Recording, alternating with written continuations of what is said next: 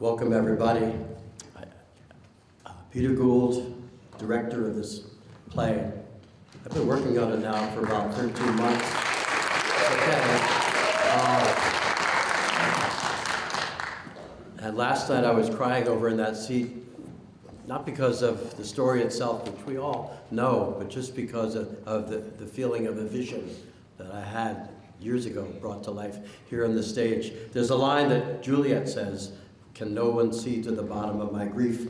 And if you all could see right now to the bottom of my heart, you'd just find thank you to Aaron Galligan Baldwin, who's a fabulous theater teacher, for inviting me here to participate in this. Thank you to U32, who has the finest theater program, high school theater program in the state. Thank you to all for supporting it. Thank you to these actors and the young people over the tech booth and the sound booth and the musicians over here. All I can feel when I think about all this is just thank you. A thank you that's so big that I'm happy to share that thank you with you all today. Have a good time.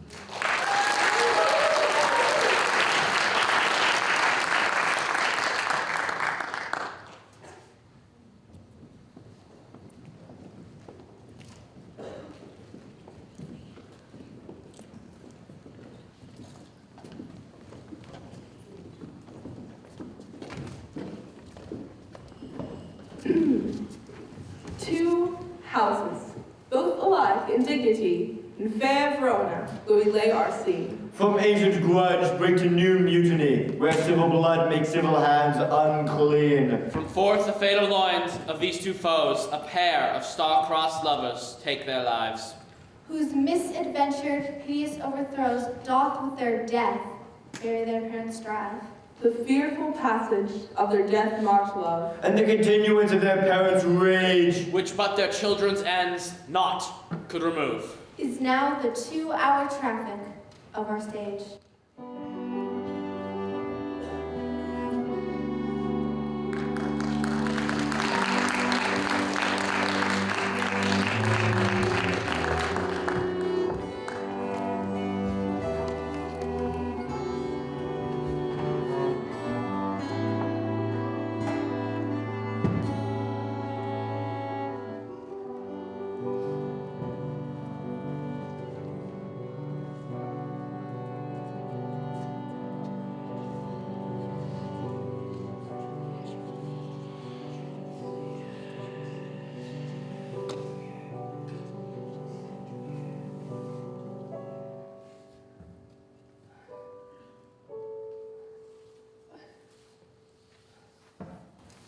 Where is my lord?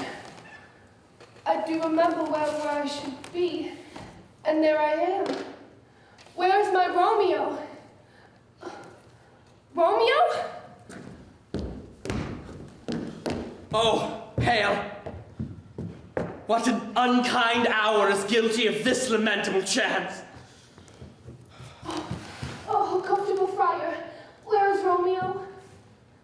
Lady, come from this nest of death, contagion, and unnatural sleep. A greater power than we can contradict hath thwarted our intents. Please stay not to question, for the watch is coming. Come, go, good Juliet, I dare no longer stay. Go! Get the hands from him, not away! I can no longer stay. I can no longer stay.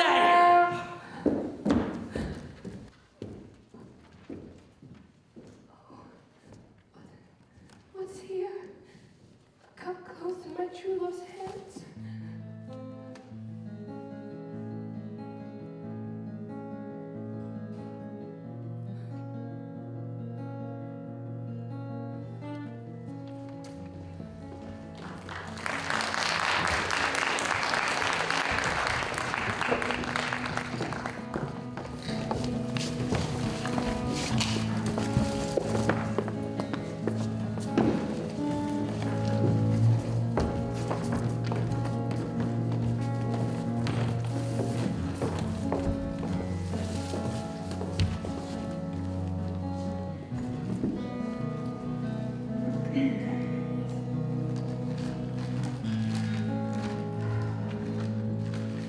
Juliet!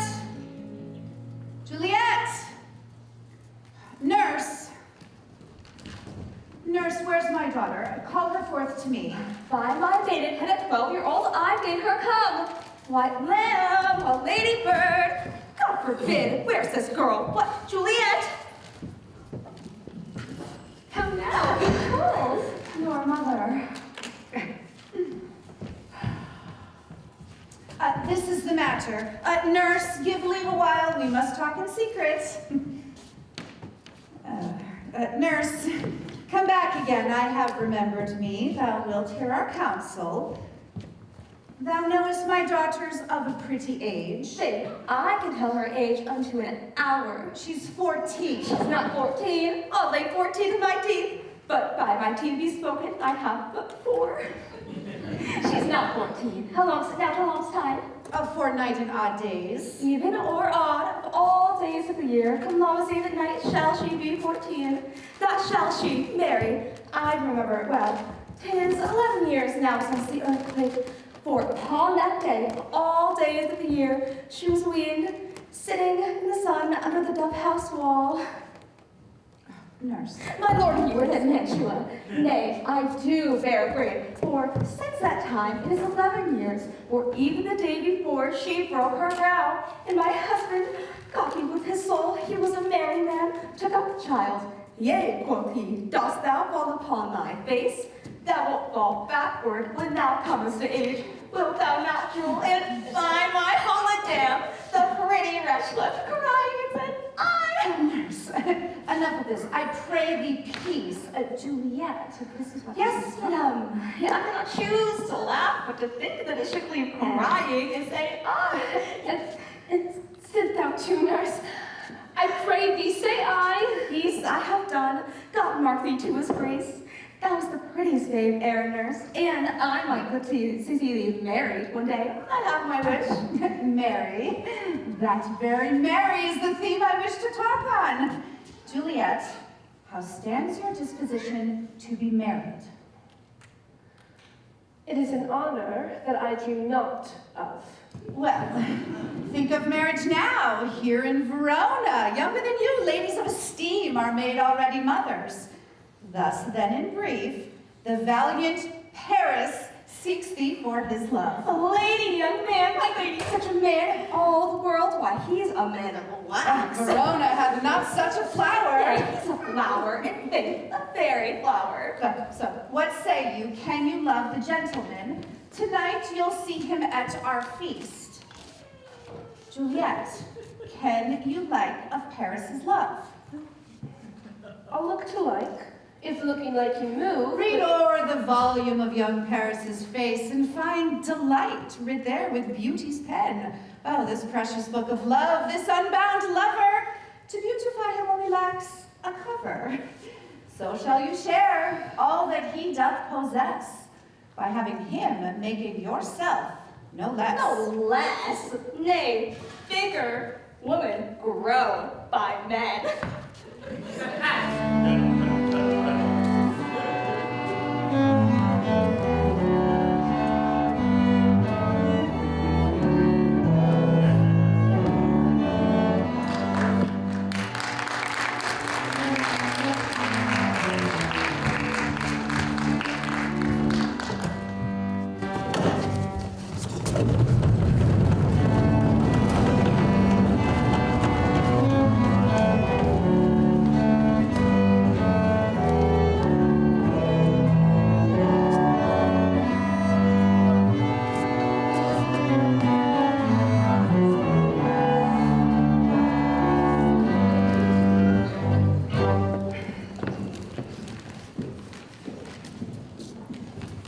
But now, my lord, what say you to my suit? But say more what I've said before. My child is yet a stranger in the world. She has not seen the change of 14 years. Let 2 more summers wither in their pride, ere we think her right to be a bride. Younger than she, our happy mother's maid. And too soon marred are those so early made. The earth has swallowed all my hope, but she is the hopeful lady of my earth. But woo her, gentle Paris, get her heart. My will to her consent is but a part. Tonight we hold an old accustomed feast, whereto we've invited many a guest. Lusty young men and fresh female buds such as I love. Yep, go and you. Among the store, one more, most welcome makes our number more. On our poor house, look to behold this night an earth-trending star that makes dark heaven light. What ho!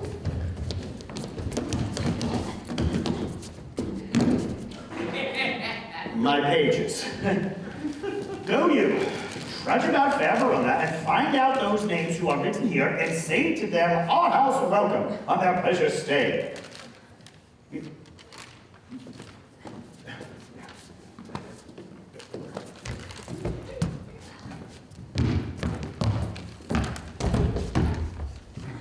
Find them out whose names are written here? Written.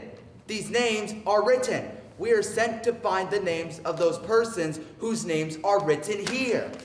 But we can never find what names the writing person has here written! We should have gone to school. We must to the learned.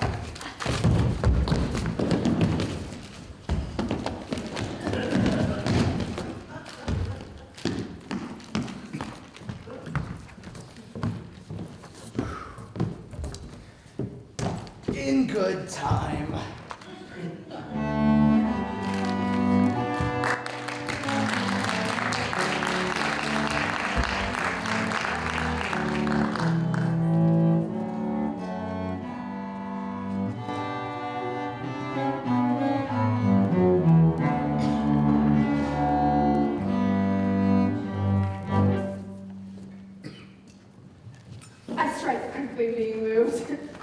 thou art not quickly moved to strike. A dog of the house of Montague moves me.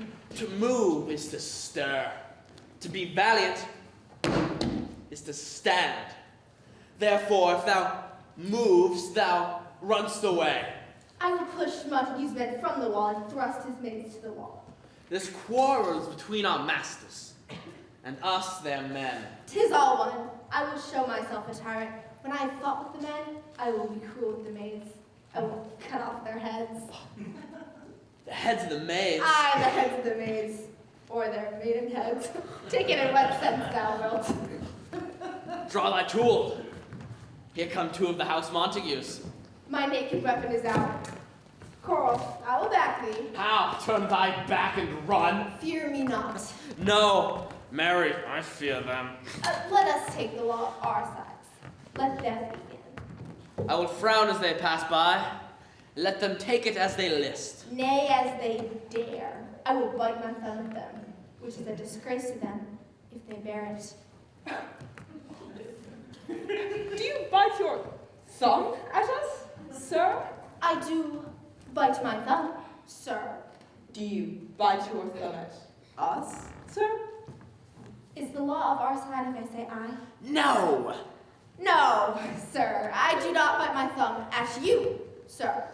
But I do bite my thumb, sir. Do you quarrel, sir? Quarrel, sir? Yeah. No, sir. Oh, but if you do, sir, I am for you. I serve as good a man as you. No better? Well, sir. Say better. Here comes one of my master's kinsmen. Yes, better, sir.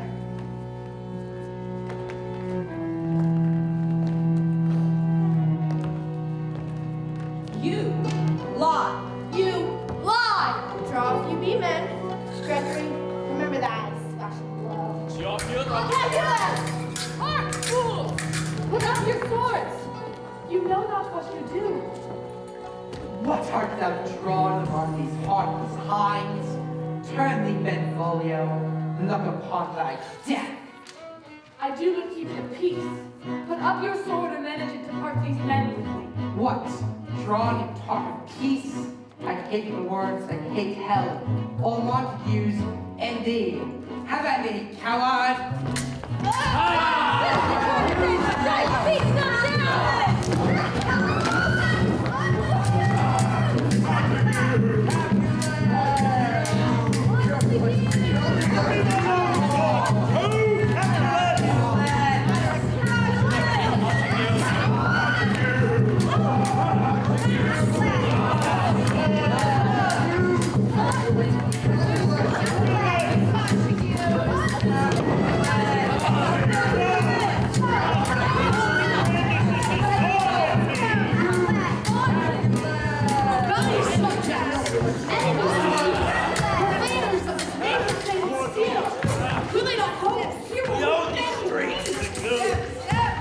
You beasts that quench the fire of your pernicious rage with purple fountains issuing from your veins.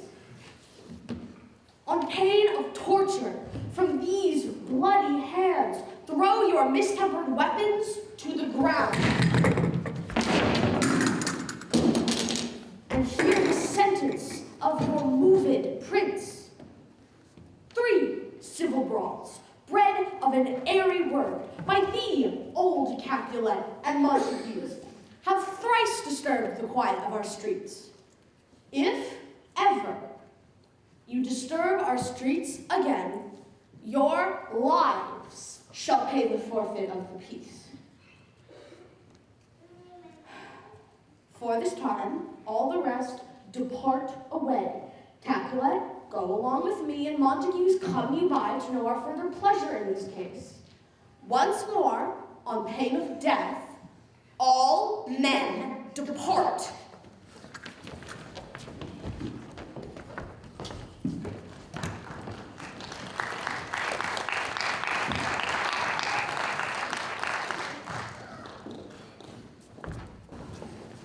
Who said this ancient quarrel knew approach? Speak, nephew. Were you by when it began? Here were the servants of your adversary and yours. Close fighting ere I did approach.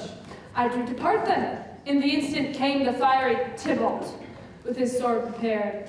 While we were interchanging thrusts and blows, came more and more, and fought on part and part, till the prince came, who parted either part. Where is Romeo? Saw you him today? Right glad I am he was not at this fray. Madam, an hour before the worshipped sun peered forth the golden window of the east, a troubled mind drove me to walk abroad, where, underneath the grove of sycamore that westward rooteth from the city's side, so early walking did I see your son. Towards him I made, but he grew ware of me and stole into the covert of the wood. Many a morning hath he there been seen, with tears augmenting the fresh morning's dew, adding to clouds, more clouds with his deep sighs.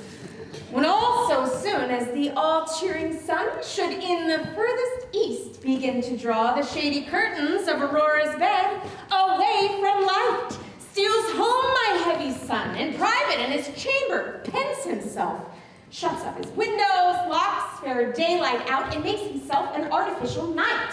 Black and portentous must this humor prove, unless good counsel may the cause remove.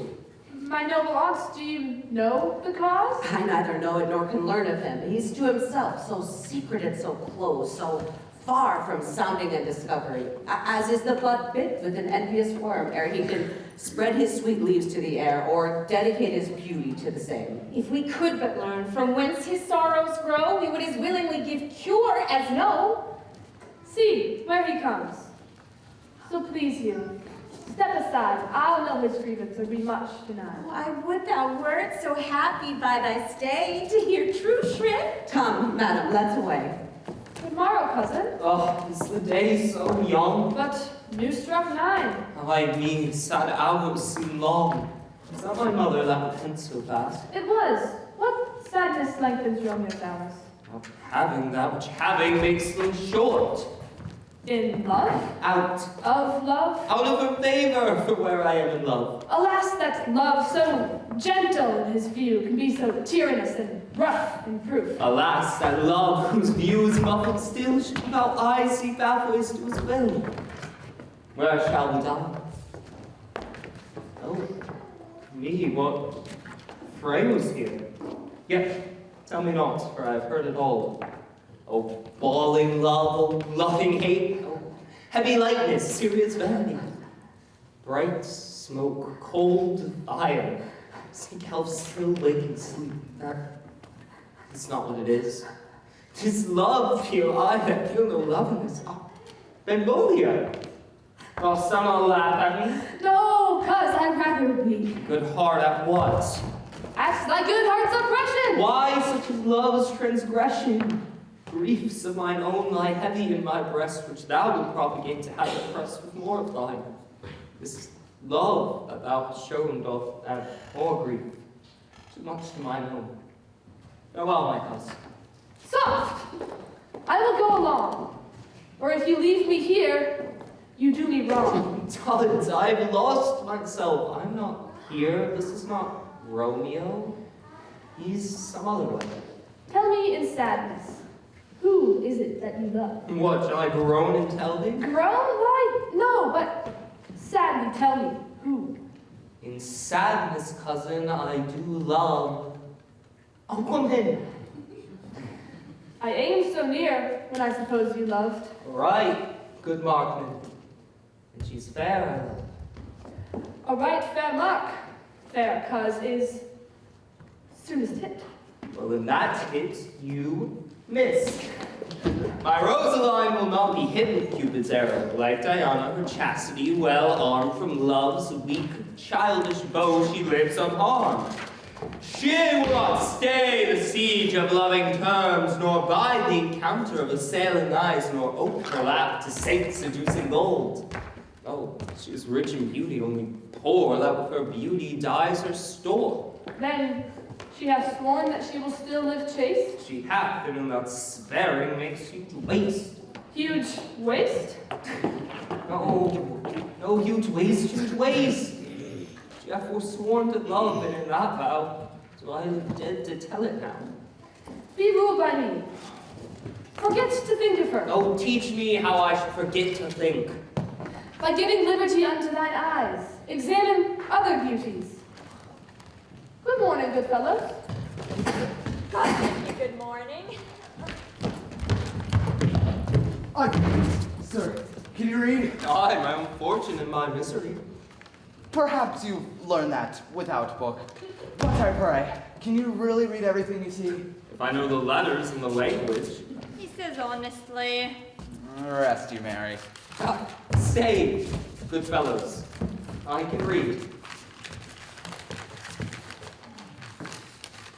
Signor Martina and his wife and daughters, Counts Anselina and his beauteous sisters, the lady widow of Vitravia, Signor Placentio and his lovely nieces, Mercutio, my brother, mine uncle Cacu, his wife and daughters, the fair Rosalie, Lavinia, Signor Valentina, and his cousin, Tybalt, a fair assembly. Whither should they come? Up! Up? Whither? To supper, to our house. To whose house? Our masters.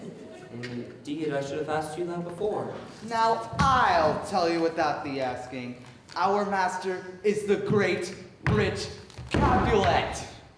And if you not be of the house of Montagues, we pray you, come and crush a cup of wine. Rest you, Mary. Aha! At that same ancient feast of Capulets sups the fair Rosaline whom thou so lovest, with all the admired beauties of Verona. Go thither, and with an unattainted eye compare her face with some that I shall show, and I will make thee think thy swan a crow. One fairer than my love. The all-seeing sun ne'er saw her match since the world first begun. Tut! You saw her fair, none else being by, herself poised with herself in either eye. But in those crystal scales let there be weighed your lady's love against some other maid that I will show you shining at this feast. And she will scant show well what now seems best. Show me a mistress that is passing fair. What doth of her beauty serve but as a note where I may read who passed that passing fair? I'll go along. No such sight to be shown, but rejoice in splendor of mine own.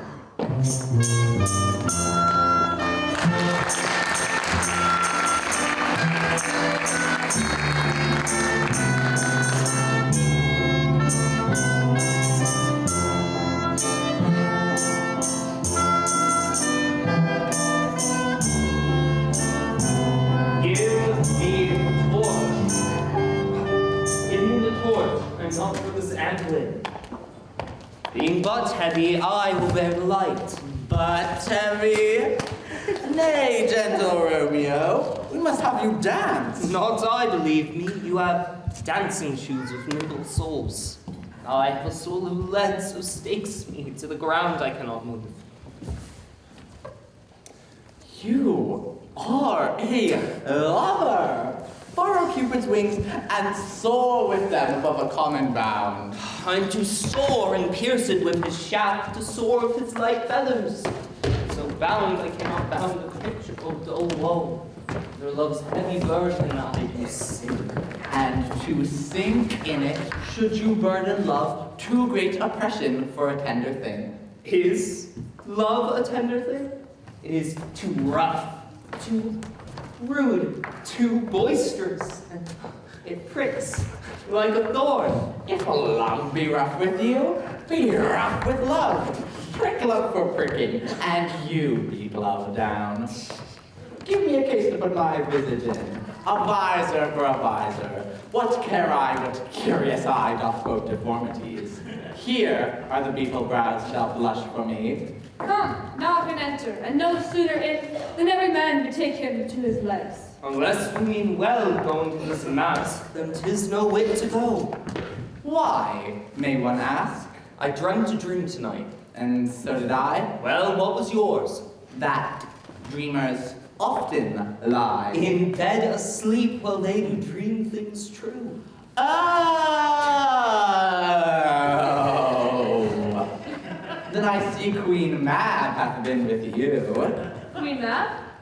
She is the fairy's midwife, and she comes in shape no bigger than an agate stone on the forefinger of an alderman, drawn with a team of little atomies athwart men's noses as they lie asleep. Her wagon spokes made of long spinner's legs, her cover of the wings of grasshoppers, her traces of the smallest spider's web, her collars of the moonshine's watery beams. Her wagoner, a small, gray-coated gnat, not half so big as a round little worm pricked from the lazy finger of a maid. Her chariot is an empty hazelnut, made by the joiner squirrel, or old grub, time out don't mind the fairy's coachmakers. And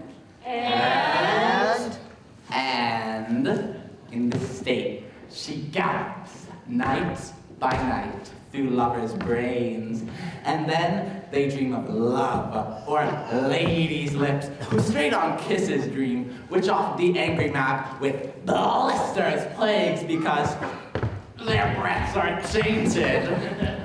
Sometimes she gallops o'er a lawyer's nose, and then dreams he of smelling out a suit.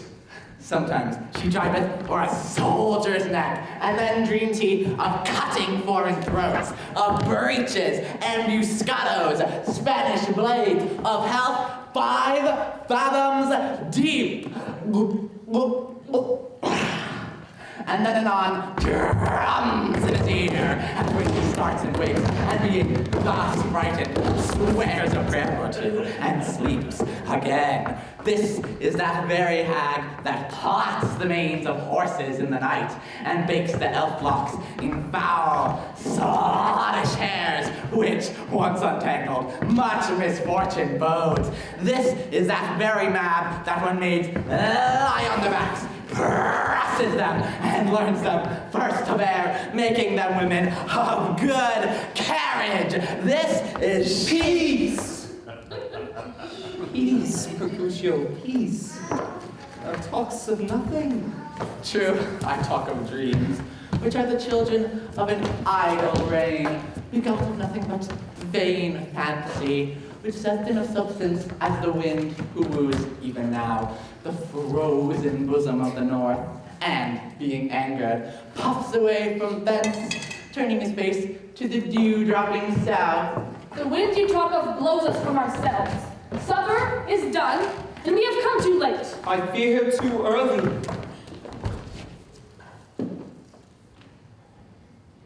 For my mind misgives some consequence, yet hanging in the stars shall bitterly begin his fearful date with this night's revels, and expire.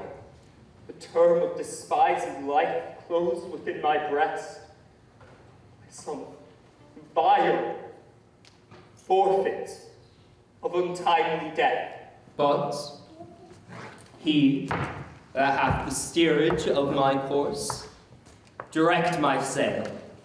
On, lusty gentlemen! Strike, drum!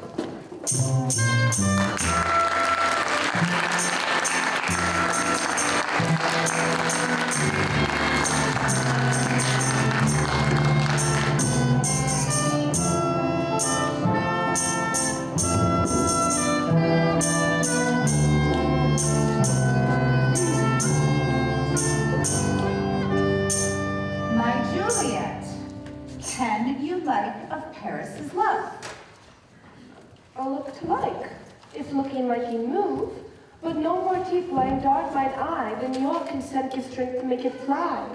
Madam, the guests are come, supper served. You called my young lady asked for? The nurse cursed in the pantry, and everything in extremity. We must hence to wait. Oh, we beseech you, follow straight. We follow thee. Juliet, County Paris states. Go, girl. Seek happy nights, happy days.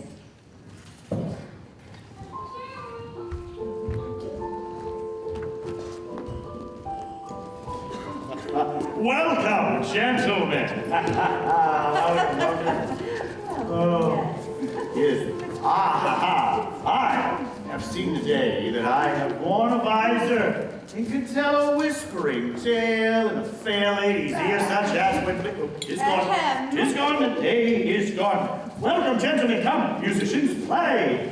A-ho, improvement pushing girl. All lights today. Hang the tables up. Oh, quench the fire. The room is grown too hot. Oh.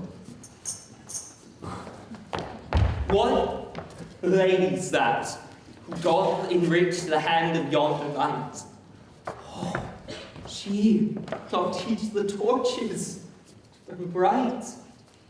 Beauty too rich for earth too dear, so shows a snowy dove trooping with crows as yonder lady o'er her fellow show.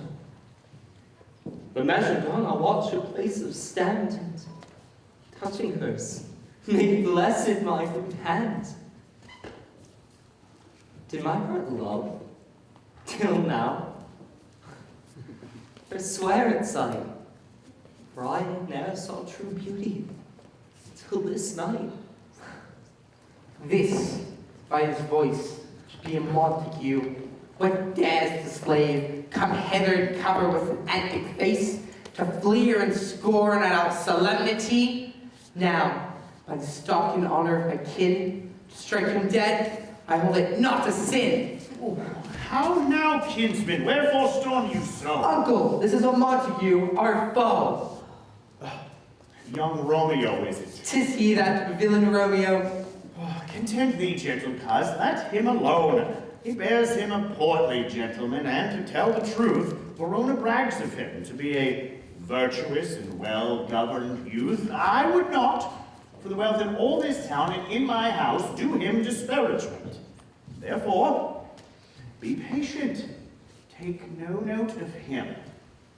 The will is my will, the which, if thou respect, show a fair presence and put off those frowns and ill-beseeming semblance for a feast. It fits when such a villain is a guest. I'll not adore him. He shall be adored. Am I the master here, or you? Go to. Montague. Go to, you are a saucy bull. Isn't it so indeed? More like you are a rich cox. Go. Cheerily, Not my adore heart. him. Cheerily. A Montague. Go to. Be quiet.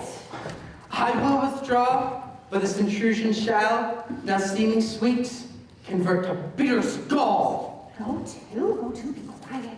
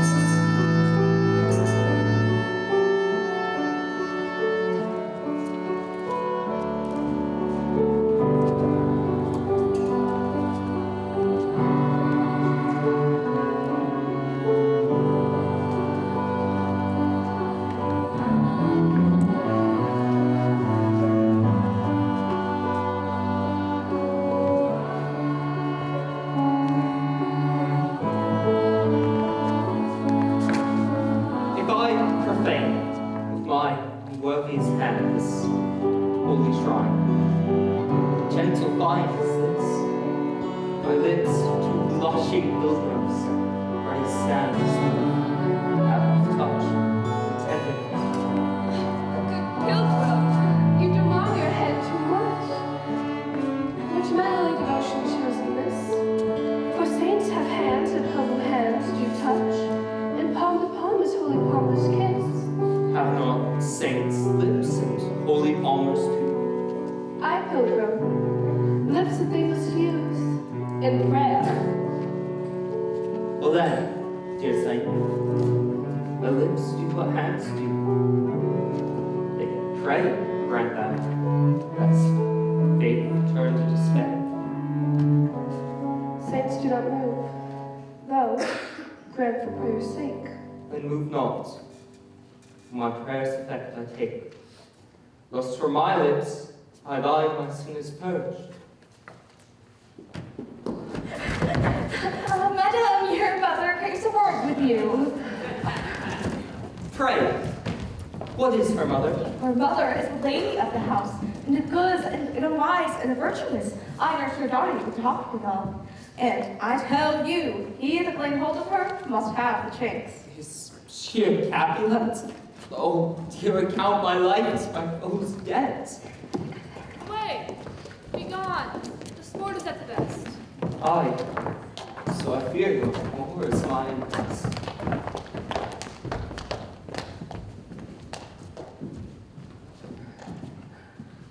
Come hither, nurse. What is yon gentleman? The young man standing there. What is he called? I know not.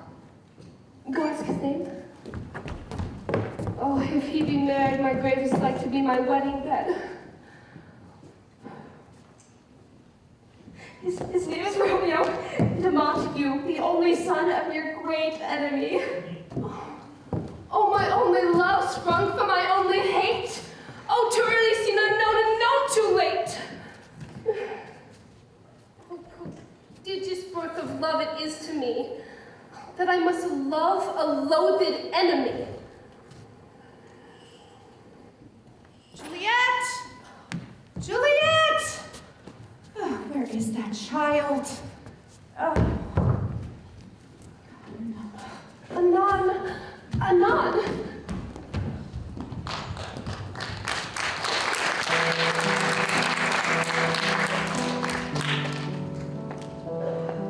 Can I go forward?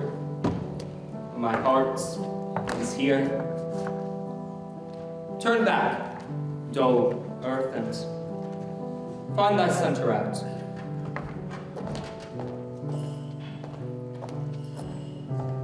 Romeo!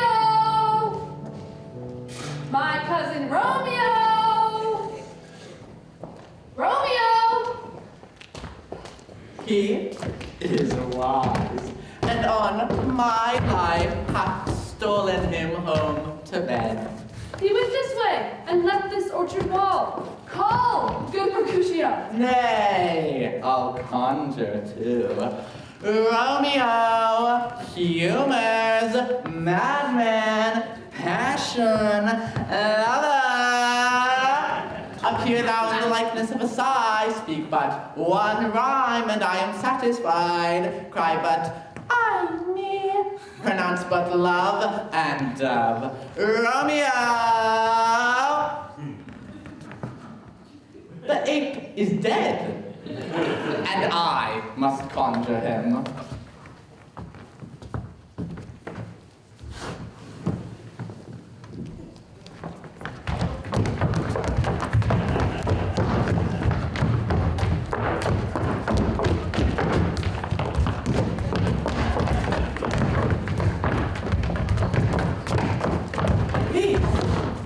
The charm is wound up. I conjure thee by Rosaline's bright eyes, by her high forehead and scarlet lip, by her fine foot, straight leg, and quivering thigh, that in the daymanes that there adjacent lie, appear thou in thy likeness to us. And if he hear thee, thou wilt anger him. This cannot anger him. 'Twould anger him to raise a spirit of some strange nature in his mistress's circle. My invocation is fair and honest. I conjure only but to raise up him into the mistress's name. Come, yeah, leave yourself among these trees. Romeo! Romeo! Romeo! Romeo! Romeo! Let's go then. 'Tis in vain to seek him here who means not to be found. Romeo, good night. Out my truckle bed. This field bed is too cold for me to sleep.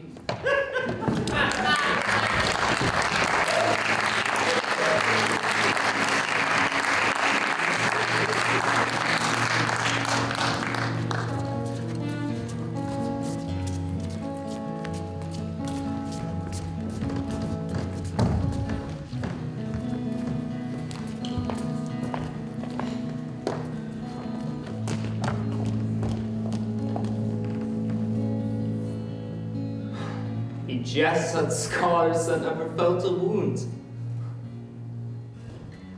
But soft, but light through yonder window breaks. It is the east, and Juliet is the sun. Arise, fair sun, kill the envious moon who's already sick. It's pale with grief that thou, her maiden, art far more fair than she. It's my lady, oh, it's my love. Oh, if she knew she were. She speaks, yet she says nothing. No, what of that?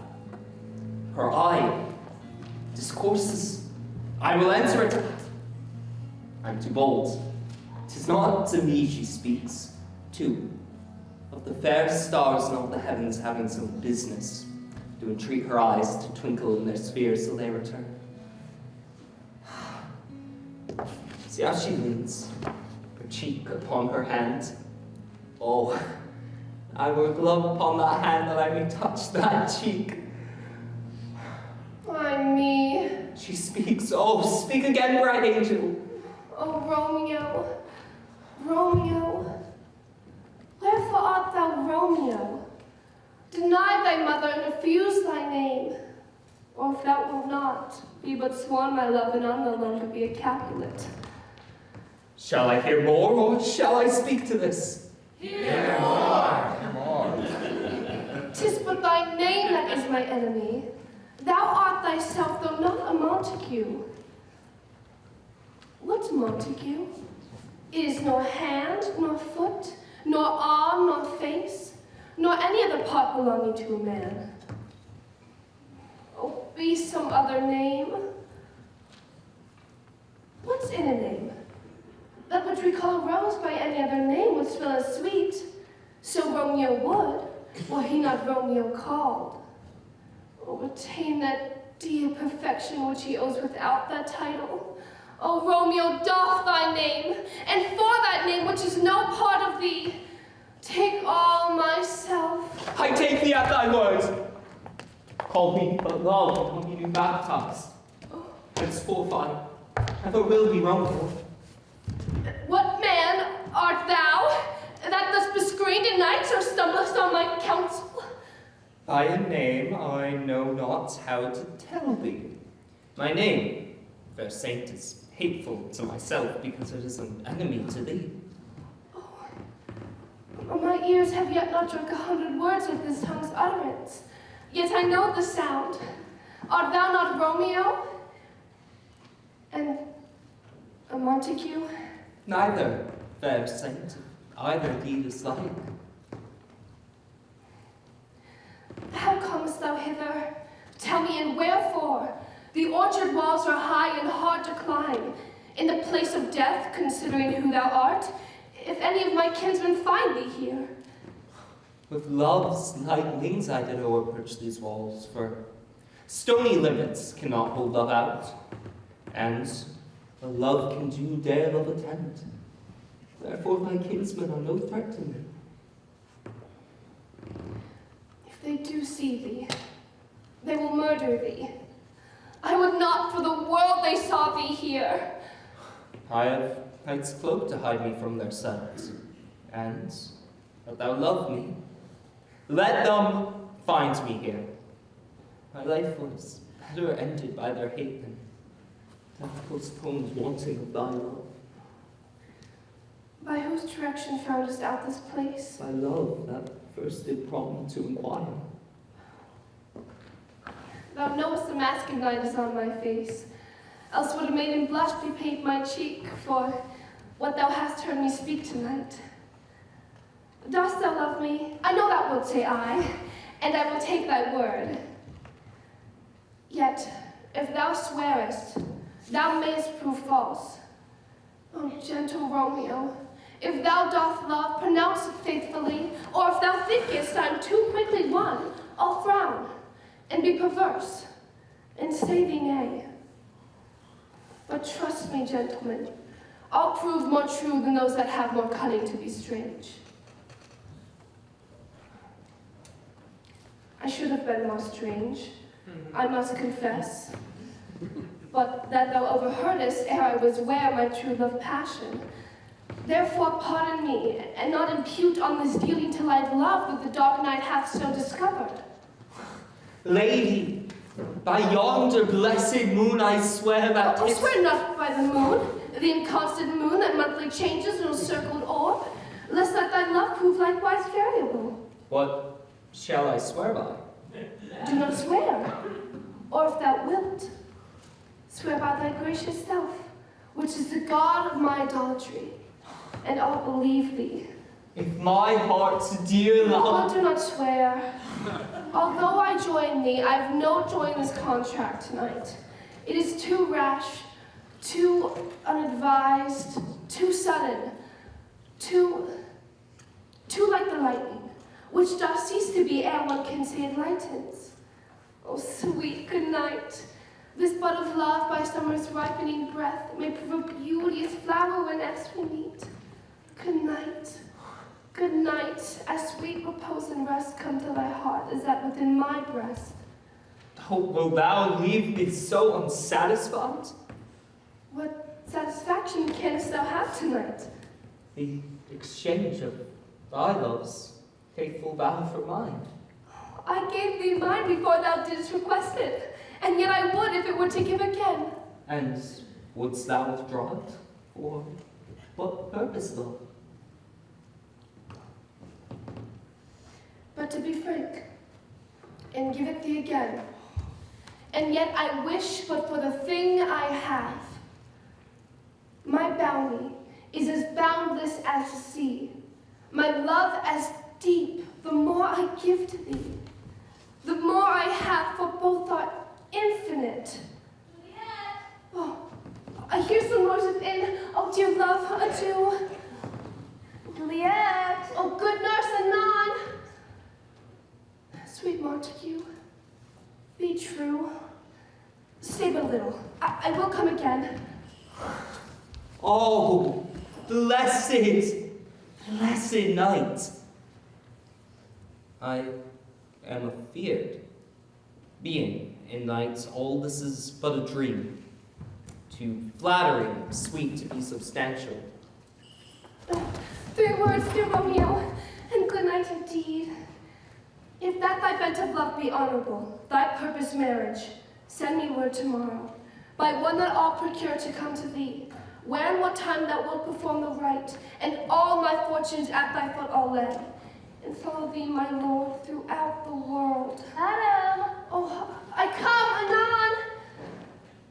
But if thou meanest not well, I do beseech thee.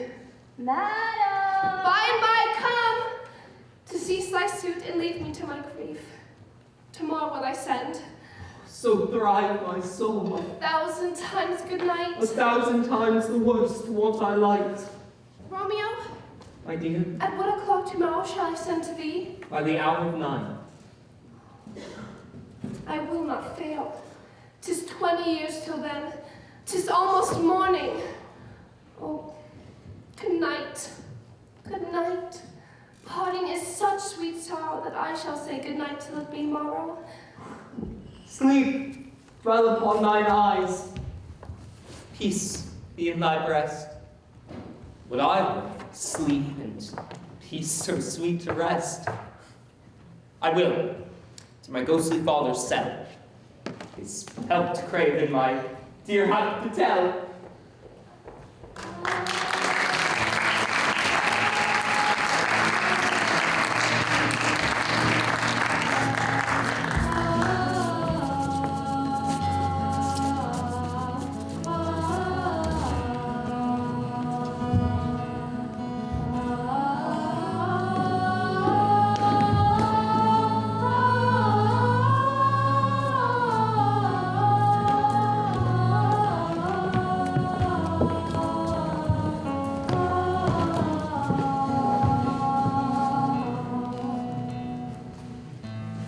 The gray-eyed morn smiles on the frowning night, checkering the eastern clouds with streaks of light.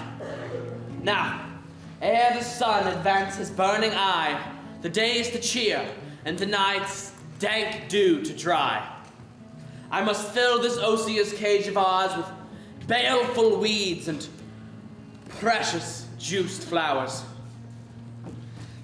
Mickle is the powerful grace that lies in plants, herbs, stones, and their true qualities. For naught so vile on this earth doth live, but to the earth some special good doth give. Nor aught so good but strained from that fair use, revolts of true birth, stumbling on abuse. Virtue itself turns vice, being misapplied, and vice sometimes by action dignified. Within the infant rind of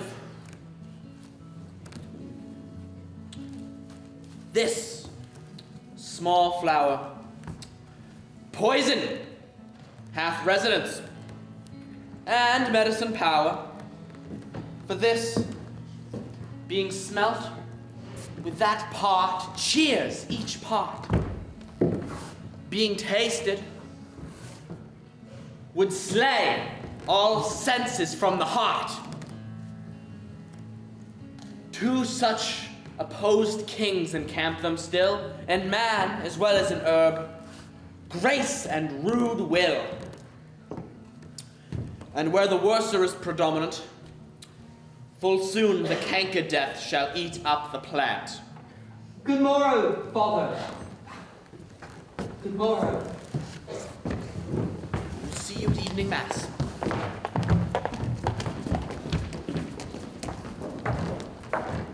What early tongue so sweet salutes me? Young son, it argues a distempered head. So early to bid good morrow to thy bed? Or, if not so, and here I hit it right, our Romeo hath not been in bed tonight. At last is true, though. Sweeter rest was mine. God pardon sin! Wast thou with Rosaline? With Rosaline, my ghostly father? No, I forgot that name and that name's well. That's my good son, but where then hast thou been? I've been feasting with mine enemy, where on a sudden one hath wounded me that by me wounded. Both our remedies within thy help and fully visits thine. Be plain, good son, and homely in thy drift. Riddling confession finds but riddling shrift. And then plainly know my heart's dear love is set on the fair daughter of rich Capulet, as mine on hers, so hers is set on mine, and all combined, save what thou must combine, with holy marriage, where and when, how we met, we wooed and made exchange of vow. I'll tell thee as I pass, as I pray. Thou consent to marry us today? Holy Saint Francis! What a change is here! It was Rosaline that thou didst love so dear, so soon forsaken. Young men's love then lies not truly in their hearts, but in their eyes. What a great deal of brine has washed thy sallow cheeks for Rosaline. How much salt water thrown away in waste the seasoned love that of it doth not even taste. If e'er thou wast thyself, and these woes thine, thou and these woes were all for Rosaline. Thou chidest me oft for loving Rosaline. No, for doting, not for loving, pupil mine. But come, young waver, and come go with me. For in one respect, I'll thy assistant be, for this alliance may so happy prove to turn your household's rancor to pure love. Don't let us hence. I stand on sudden haste. Wisely! Slowly. They stumble that run fast.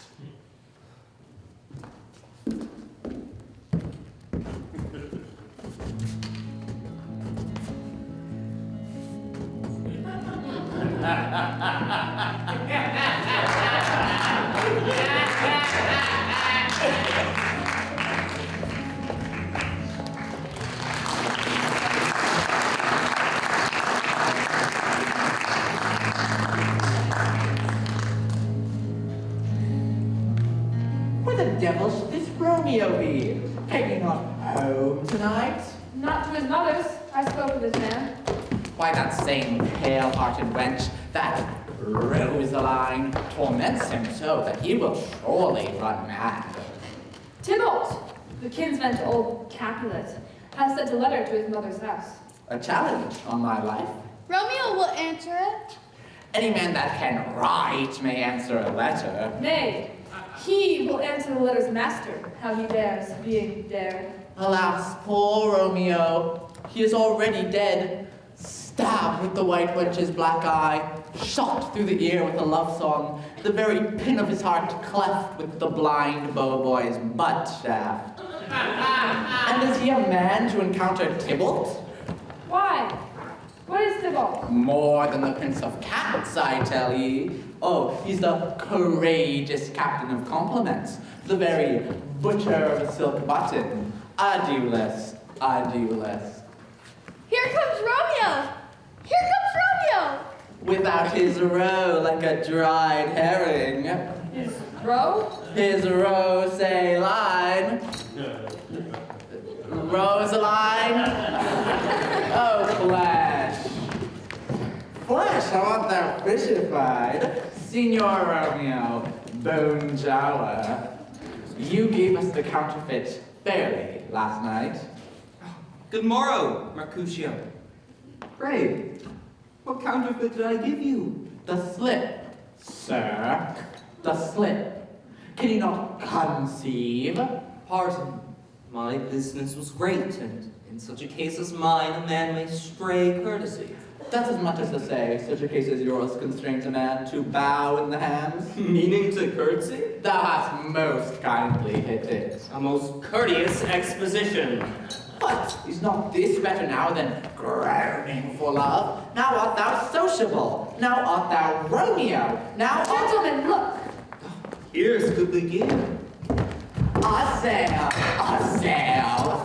Got good cheap morrow, gentlemen. Got ye good day, fair gentlewoman. Is it a good day? 'Tis no less, I tell ye, for the body hand of the dial is now upon the prick of noon. Upon you!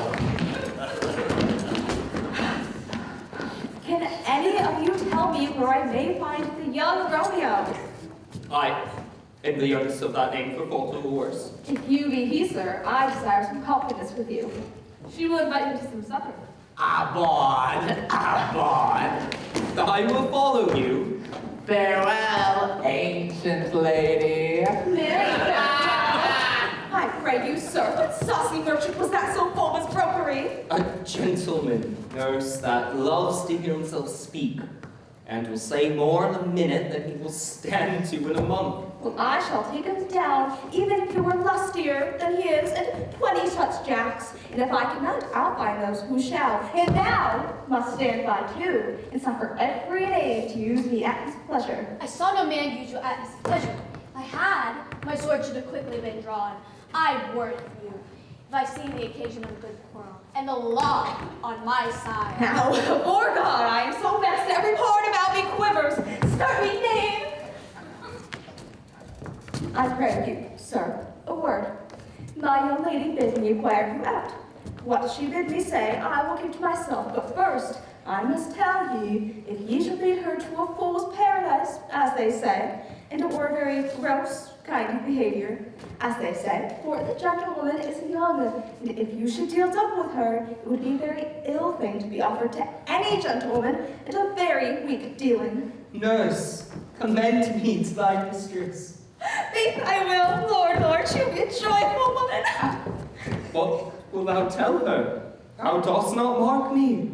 I will tell her, sir, that you do protest, which, as I take it, is a very gentlemanlike offer. Bid her devise some means to come to Strip this afternoon. There at Friar Lawrence's cell shall she be shrived and married. Here, for thy pains. Truly, sir, not a penny. Go to, I say you shall. This afternoon, sir? Well, she shall be there. Farewell, good nurse. Aye, 1,000 times. Come, Gregory.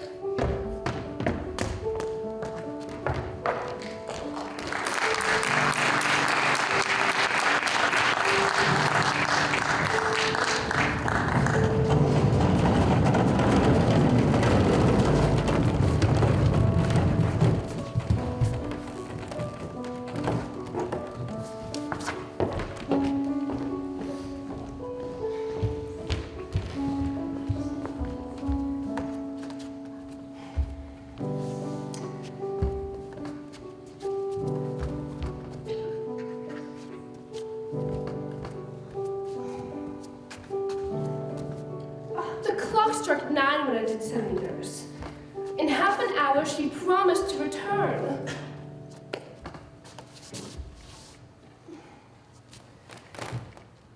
Perchance she cannot meet him? Oh, that's not so. Oh, she is lame. Love's hail should be thoughts, which 10 times faster glide in the sun's beams, driving back shadow over lowing hills. Now is the sun upon the hindmost hill this day's journey, and from 9 till 12 is 3 long hours. Yet she has not come. Had she affections and warm youthful blood, she'd be in swift in motion as a ball. My words would bandy her to my sweet love, and his to me. But old folks, many fain as they were dead, unwieldy, slow, heavy, and pale as lead. Oh, God, she comes! Oh, honey, nurse! What news has met with him? Oh, Lord, why look you so sad? Oh, though news be sad, yet tell him to me merrily. Thou shamest the music of sweet news by playing it to me with so sour a face. I'm weary, give me leave a while. Fie, how my bones ache. What shots have I had? I wish you had my bones. And I thy news! Come, I pray thee speak. What haste? Can you not stay a while? Can you not see that I'm out of breath? How art thou out of breath when thou hast breath to say to me that thou art out of breath? The excuse that thou dost make in this delay is longer than the tale thou dost excuse. Is thy news good or bad? Answer to that. Oh, let me be satisfied. Is it good or bad? Well, you have made a simple choice. You know not how to choose a man. Romeo, no, not he, though his face may be better than any men's, though his legs excel all men's, and for a hand and a foot and a body, though they not be talked on, yet they are past compare. He's not a flower of courtesy, but I'll warrant him as gentle as a lamb. Go thy ways, wench. Serve God. What, have you dined at home? No. But But all this did I know before. What says he of our marriage? What of that? Lord, how my head aches. The head of I, it beats as though it would fall into 20 pieces. Oh, my back. Oh, the other side. Oh, my back.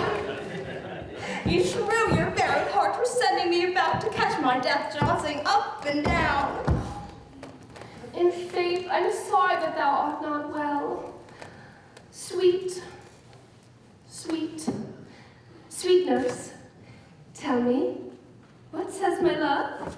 Your love says, like an honest gentleman, and a kind, and a courteous, and a handsome, and I weren't virtuous.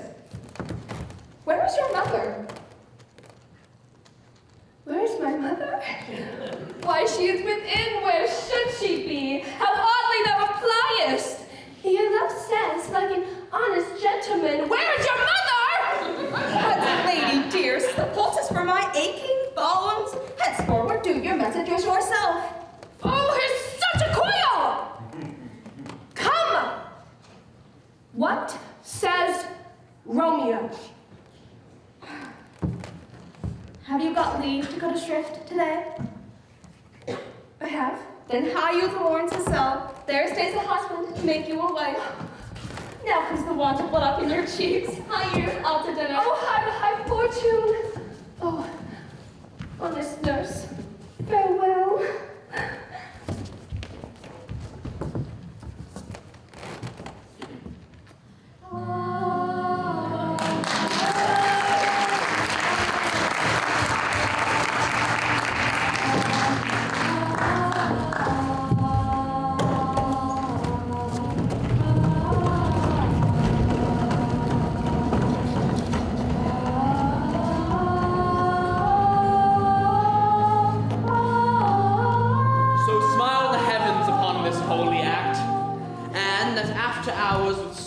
Chide us not. Amen! Amen, but come what sorrow can. Cannot countervail the exchange of joy that one short minute gives me in her sight. Do thou but close our hands with holy words, then. Love devouring death. Do what he dare. It is enough, I may but call her mine. These violent delights have but violent ends, and in their triumph die, like fire and powder, which as they kiss, consume. The sweetest honey is loathsome in its own deliciousness. Its taste confounds the appetite. Therefore, love moderately. Long love doth too swift arrive, as tardy is too slow. But look you, sir, here comes the lady. Ere so light a foot will ne'er wear out the everlasting flint. Good even to my ghostly confessor.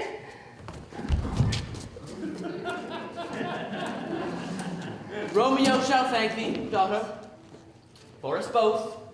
Oh, Juliet, the measure of thy joy be heaped like mine, that thy skill be more to blazon it, and sweeten with thy breath this neighbor air, and that rich music's tongue unfold the imagined happiness both may receive by either in this dear encounter. My true love has grown to such excess, it cannot sum up some of half my wealth. Come, we will make haste. For by your leaves you shall not remain alone until Holy Church incorporate 2 to 1.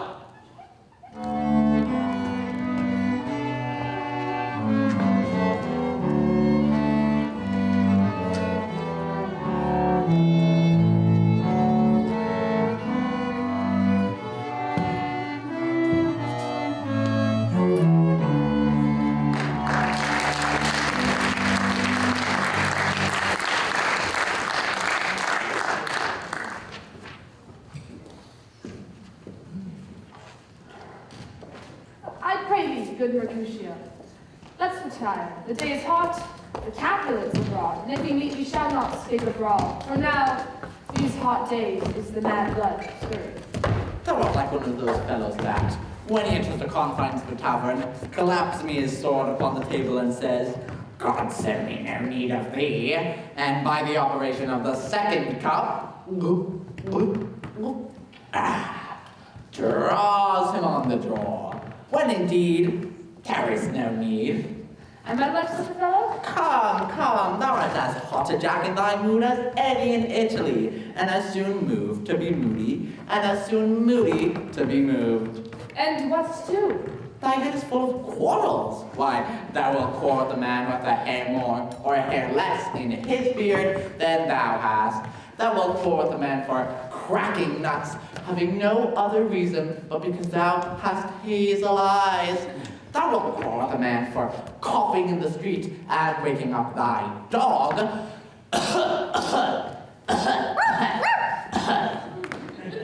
And yet thou wilt tutor me from quarreling?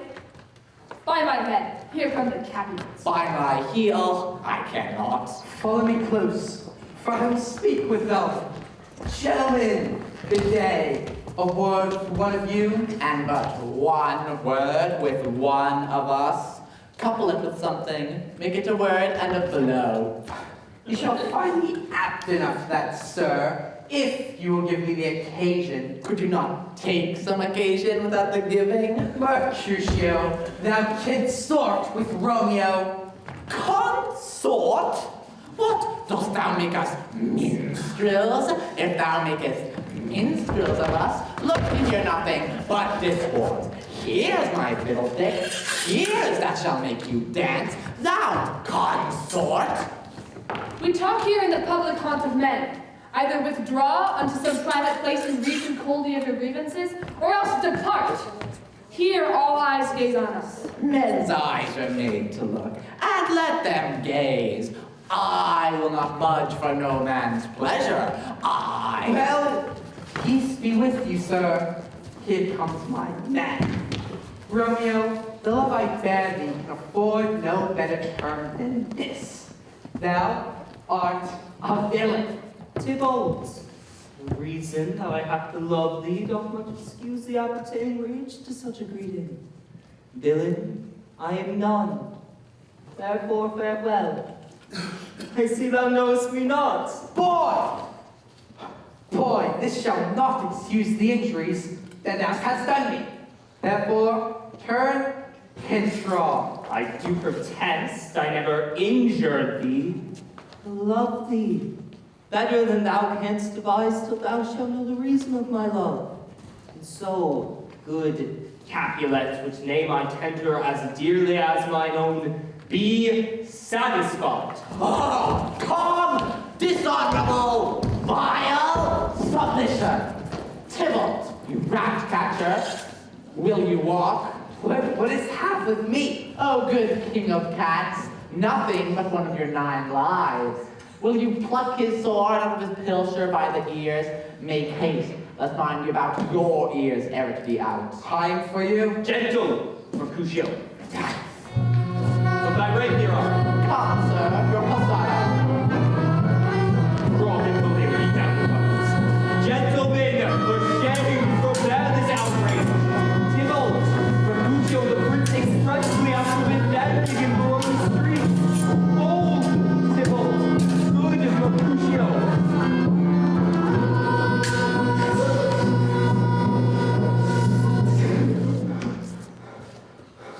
I am tired. A plague, oh, both your houses. I am sped. Is he gone and hath nothing? What? Art thou hurt? A scratch. 'Tis a scratch. Mary, 'tis enough. Courage, man, the hurt cannot be much. No, 'tis not so deep as a well, nor so wide as church door, but 'tis enough. 'Twill serve. Ask for me tomorrow, and you shall find me a grave man.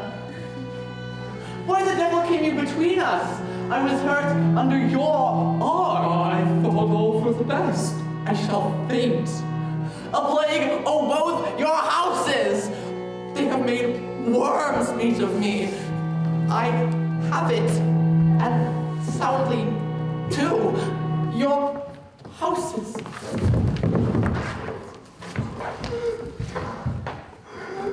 Romeo, brave Mercutio's dead. His noble spirit had aspired the clouds. Days, thy fate on no days doth depend.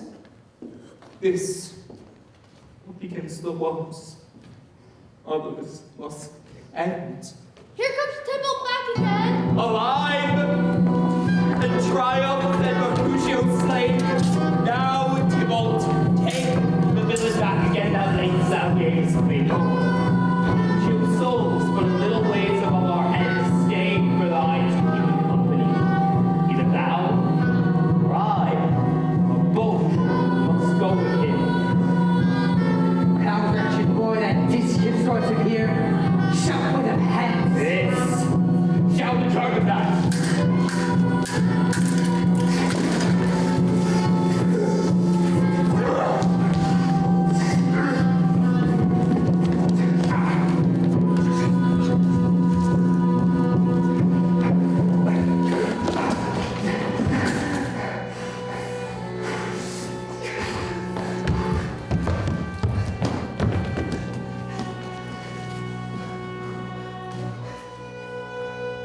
Romeo, away!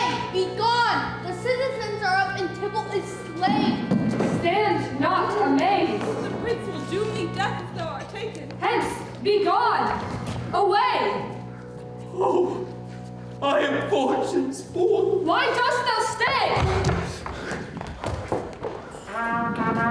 Where are the vile beginnings of this fray? Oh, noble prince, I can discover all the unlucky manage of this fatal brawl. There lies that man, slain by young Romeo, that slew thy kinsman, brave Mercutio. Oh, Tybalt! Oh, my cousin! Oh, my brother's child! Oh, prince! Oh, husband! Oh, the blood is spilled of my dear kinsman! Oh, prince, as thou art true, for blood of ours shed blood of Montague! Benvolio, who began this bloody fray? Tybalt, here, slain. He lies! Whom Romeo's hand did stay. Romeo, who spoke him fair, bid him bethink how nice the quarrel was, and urged with all your high displeasure. All this uttered with gentle breath, calm look, knees humbly bowed, could not take truce with the unruly spleen of Tybalt, deaf to peace, who tilts with piercing steel at bold Mercutio's breast. Then Romeo cries aloud, "Hold, friends, part!" While underneath his arm did Tybalt hit the life of stout Mercutio. Then Tybalt fled, but by and by comes back to Romeo, who had but newly entertained revenge. And to the go like lightning, ere I could draw to part them, was stout Tybalt slain. And as he fell, did Romeo turn and fly. This is the truth. Or let Benvolio die. He is a friend to the Montagues. Affection makes him false. He speaks not true. I beg for justice, which thou, prince, must give. Romeo slew Tybalt. Romeo must not live. Romeo slew him. He slew Mercutio. Who now the price of his dear blood doth owe? Not Romeo, prince. He was Mercutio's friend. His fault concludes but what the law should end, the life of Tybalt. And immediately, for that offense, we do exile him hence. I have an interest in your hate's proceedings. My blood for your rude brawls doth lie a-bleeding. Prince, great prince and gods, just mercy but murders, pardoning those who kill. I will be deaf to pleading and excuses, no tears nor prayers shall purchase up abuses, therefore use none. Let Romeo hence in haste, else when he is found, that hour is his last.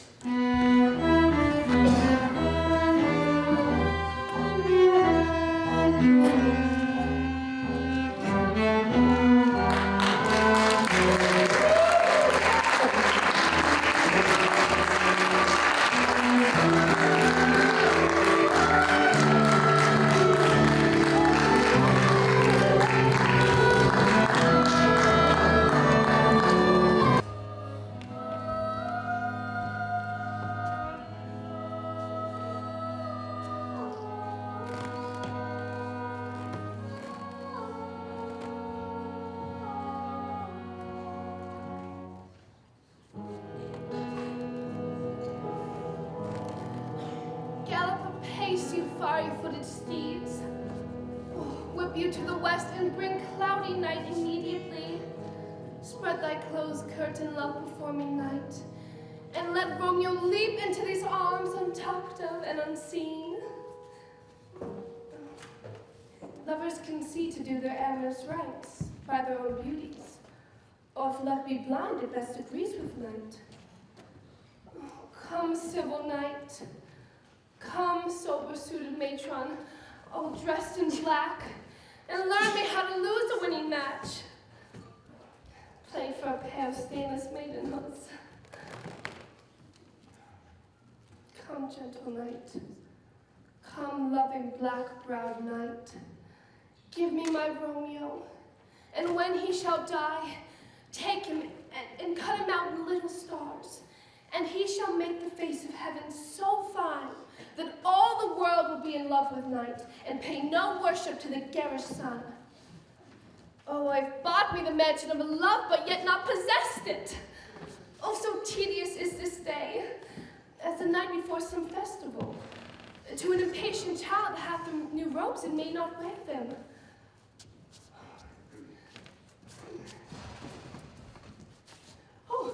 Oh, here comes my nurse, and she brings news, and every tongue that speaks but Romeo's name speaks heavenly eloquence. Oh, now, nurse, what news?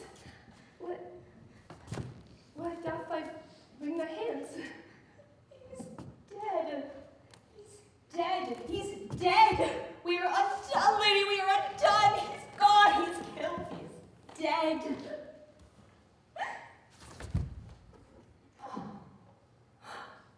Oh, can heaven be so envious? Heaven cannot, but Romeo can. Oh, Romeo, who'd have ever thought it? Romeo. What devil art thou that dost torment me thus? All this torture should be poured in dismal hell. I saw the wound. I saw it with mine eyes. God save the mark there on his manly breast. A hideous corpse, a bloody, piteous corpse, of a dungeon blood, oh, gore blood. He swooned at the sight. Oh, break my heart. Oh, break it once. Oh, to prison eyes near look on liberty. Tybalt's the best friend I had. Oh, honest gentleman, to think that I should ever live to see thee dead. What storm is this that blows so contrary? Is Romeo slaughtered and Tybalt dead? My dear loved cousin and my dearer lord? Oh, then dreadful trumpet sound the general doom. For who is living if those two are gone? Oh. Tybalt is dead. Romeo is banished. Romeo that killed him is banished. Oh, God. Oh, did Romeo's hand shed Tybalt's blood? It did, alack, the day it did. Oh, serpent heart, hid with a flowering face. Oh, did ever dragon keep so fair a cave? Beautiful tyrant, fiend angelical, just opposite to what thou justly seemest. A damned saint, an honorable villain. Oh, was ever but containing such vile matter so fairly bound? Oh, this deceit should dwell in such a gorgeous palace. There's no faith, no trust, no honesty in men. All perjured, all forsworn, all nuts, all dissemblers. These griefs, these woes, these sorrows make me old. Shame come to Romeo. Blistered be thy tongue for such a wish. He was not born to shame. Upon his brow shame is ashamed to sit. Oh, what a beast I was to chide at. You speak well of him that killed your cousin? Shall I speak ill of him that is my husband? Poor my lord, what tongue shall smooth thy name when I, thy 3 hours wife, have mangled it? Wherefore, villain, didst thou kill my cousin?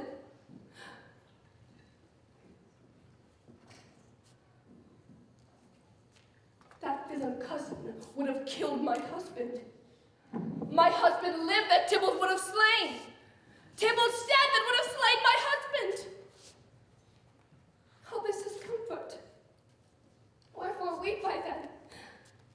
Some word there was, worse than Tybalt's death that murdered me. Oh, I would forget it, but it presses to my memory. Tybalt's dead. And Romeo, banish it. Oh, to speak that word. It's mother, father, Tybalt, Romeo, Juliet, all slain, all dead. Oh, there was no end, no limit, no measure, no bound in that word's death. No word has worse woe. Where is my father and my mother nurse? Weeping and wailing over Tybalt's corpse. Will you go to them? I will bring you thither. Wash thy his wounds with tears. Mine will be spent when there's a drive for Romeo's banishment. I'll find Romeo to comfort you. I wot well where he is. Hark ye, your Romeo will be here tonight. Oh, find him. Give this ring to my true knight, and bid him come to take his last farewell.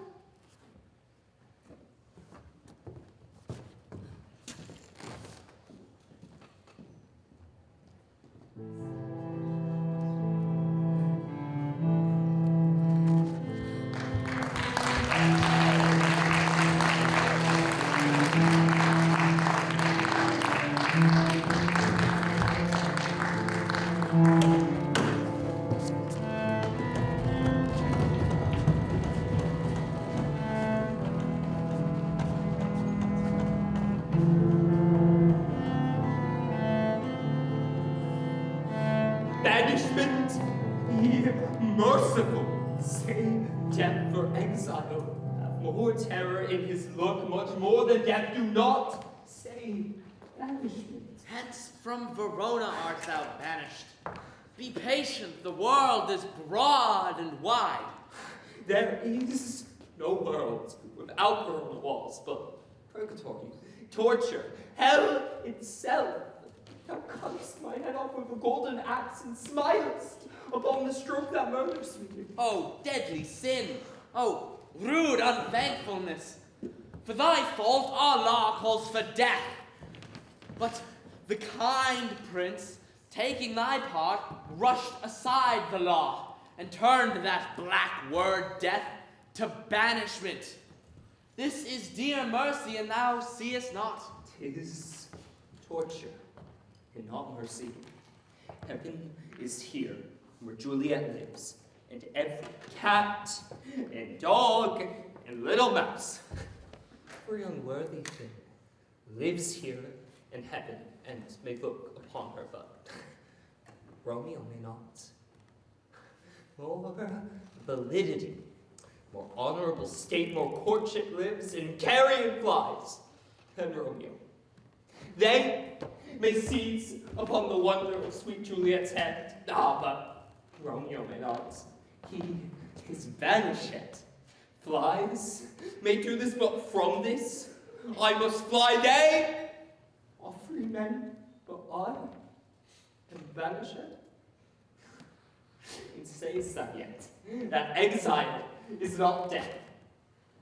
Hast thou no poison mixed, no sharp granite, no sudden mean of death that now so mean, but banished, to kill me banished.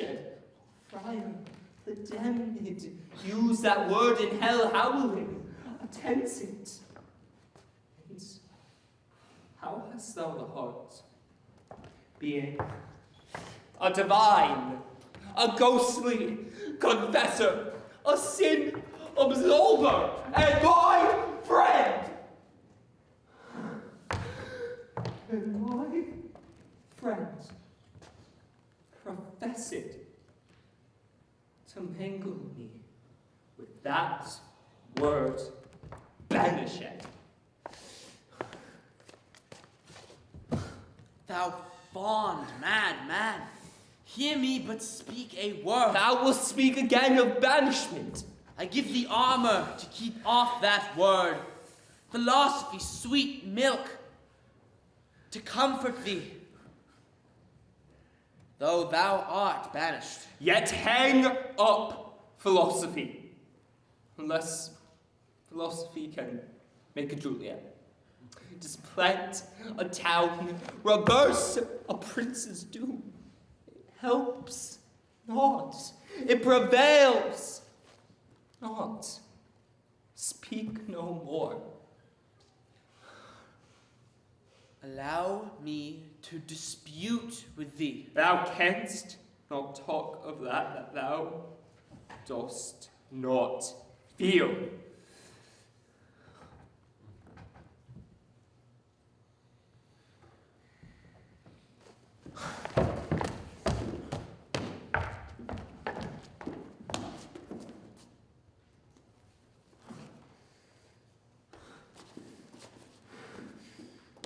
With that, I signify.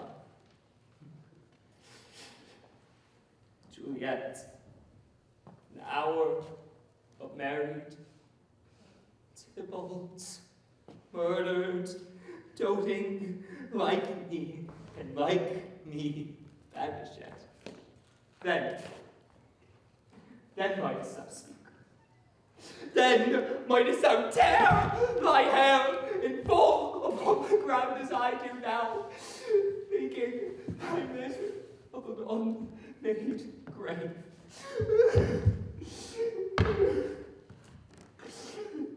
Romeo, thou fearful man, affliction is much enamored to thy parts, and thou art wedded to calamity.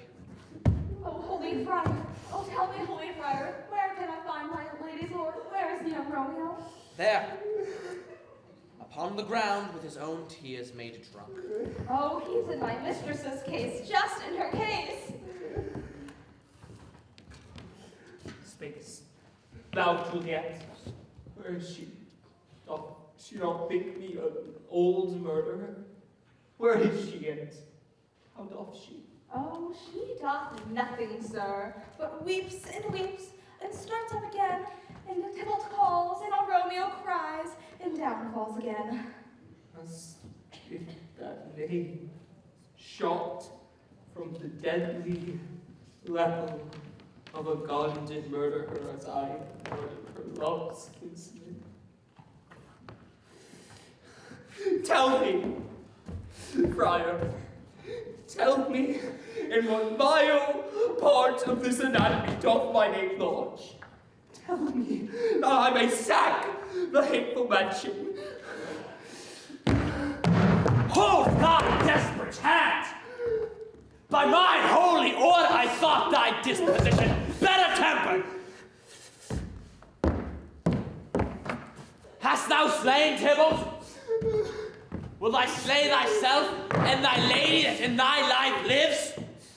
What roused thee, man? Thy Juliet is alive! There art thou happy! Tybalt would kill thee, and thou slewest Tybalt. There art thou happy too. The law which threatened death turns to exile. A pack of blessings light upon thy back. Happiness courts you in her best array. But like a mistempered and sullen wench, thou pouts upon thy fortune and thy love. Take heed.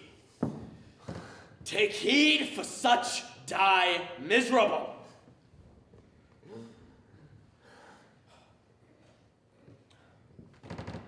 Go. Get thee to thy love, as was decreed. Send her chamber hence and comfort her. But look thou stay not till the watch be set. For then you canst not pass to Mantua, where you shall stay until we can find the time to blazon your marriage, reconcile your friends, and beg pardon of the prince, and recall you forth with 20,000 times more joy than whence thou left in lamentation. Lady, commend me to Juliet. Bid her hasten all the house to bed, which great sorrow makes them apt unto. Oh, I could have stayed here all night to hear good counsel. What learning is. My lord, I'll tell my lady you will come. Hark ye, make haste, for it grows very late. How well, my comfort is revived by this.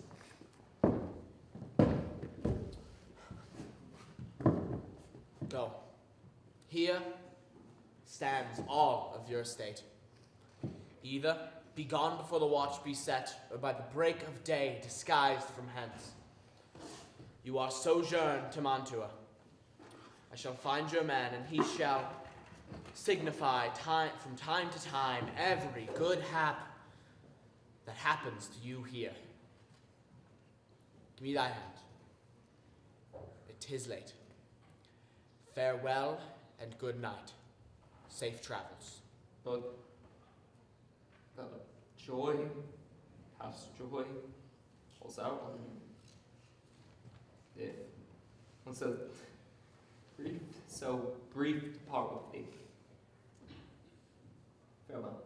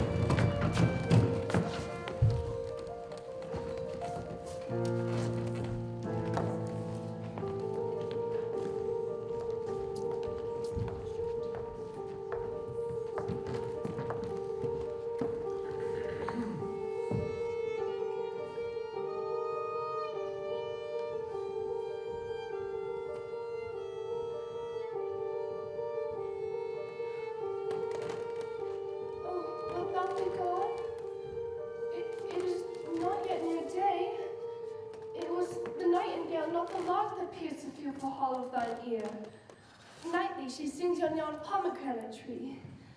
Believe me, love, it was the nightingale. It was the lark, the heralds of the morn.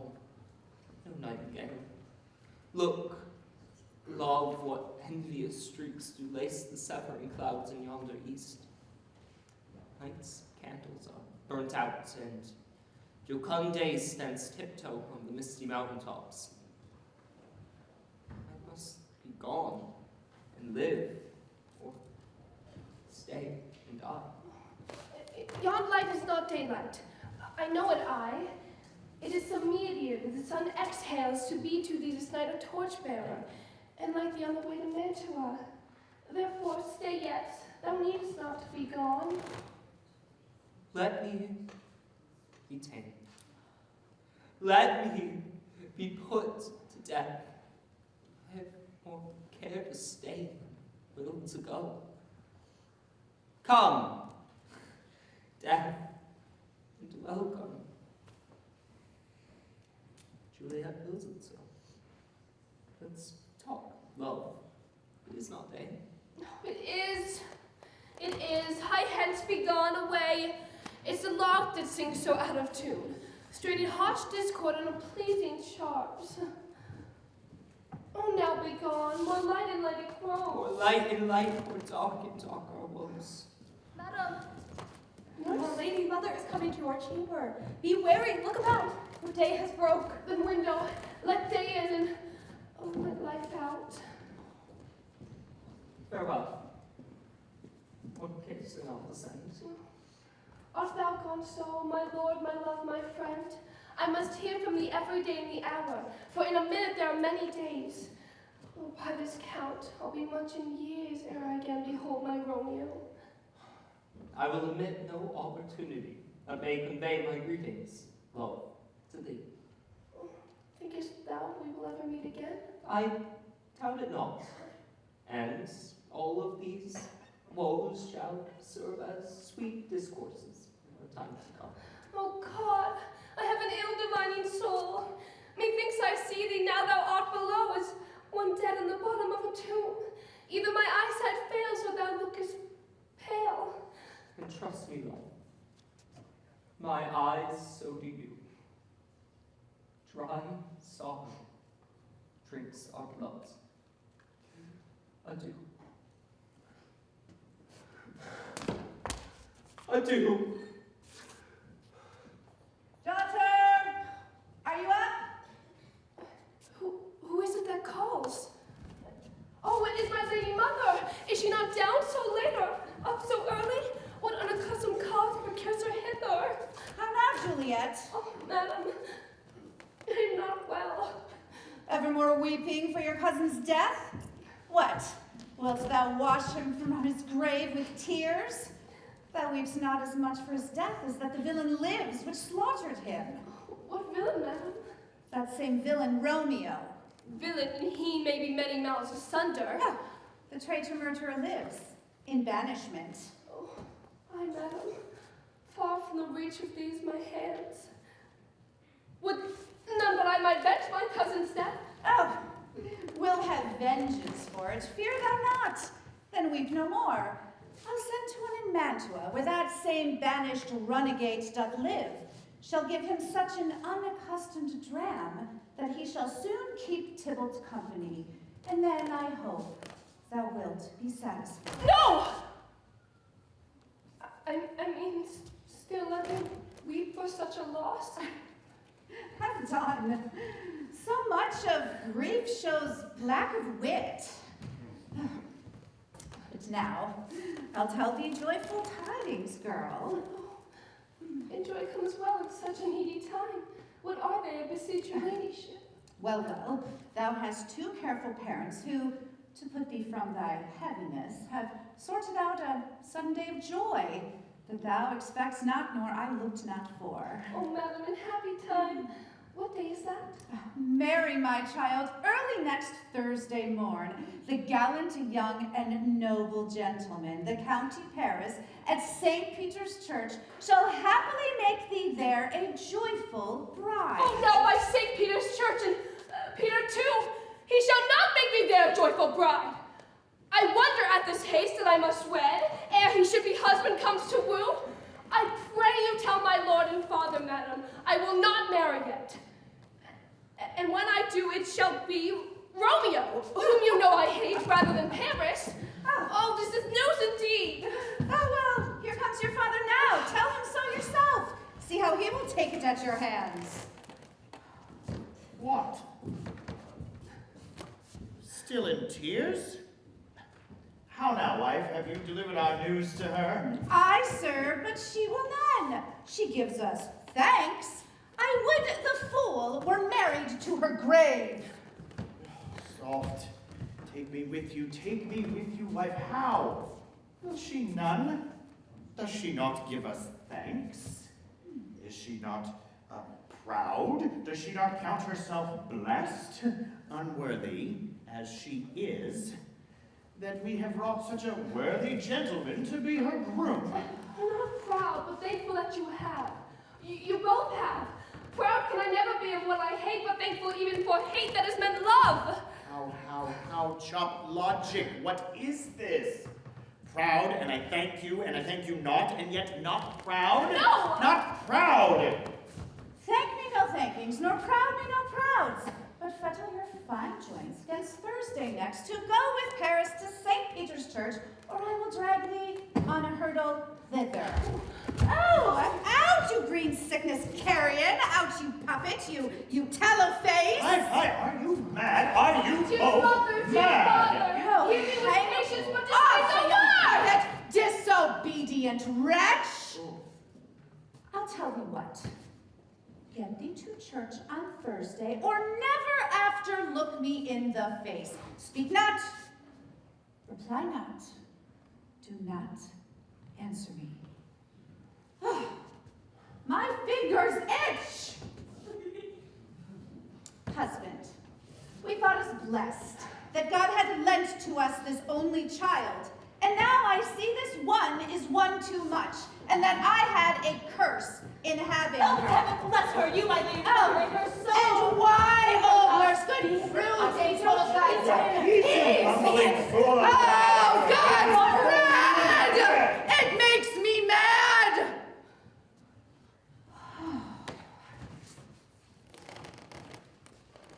day, night, late, early, at home, abroad, alone, in company, sleeping or waking, still my care hath been to have her matched. And now, having provided a gentleman of princely parentage, a man of property, and nobly trained, proportioned as one would wish a man, and then to have a wretched, puling fool, a whining mammet in her fortune's tender answer me, "Oh, I cannot wed, I am too young, I cannot love, I pray you pardon me." Well, thou wilt not wed, I'll pardon you. Graze where thou wilt, you shall not house with us. If you be ours, we'll give you to our friend. If not, hang, starve, beg, die in the streets, for by my soul will ne'er acknowledge thee. Bethink you, look to it. I'll not be forsworn. Oh, is there no pity? Sitting in the clouds and season to the bottom of my grief. Oh, sweet my mother, cast me not away. Delay this marriage for a month, a week. Or if you do not, make the bridal bed in that dim monument where Tybalt lies. Talk not to me, for I'll speak not a word. Do as thou wilt, for I have done with thee. Mother!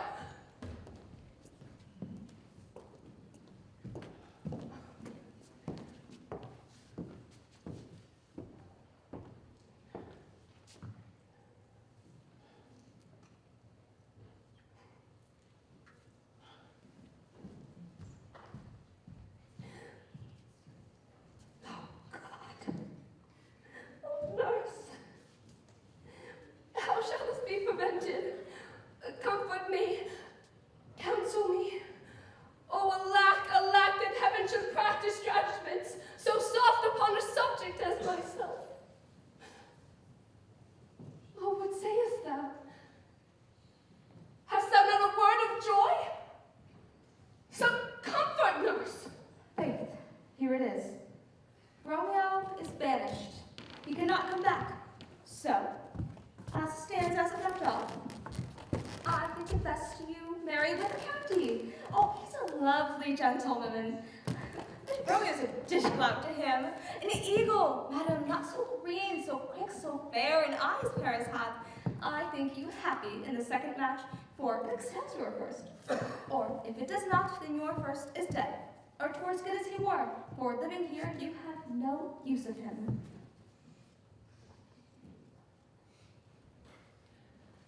Speakest this from my heart?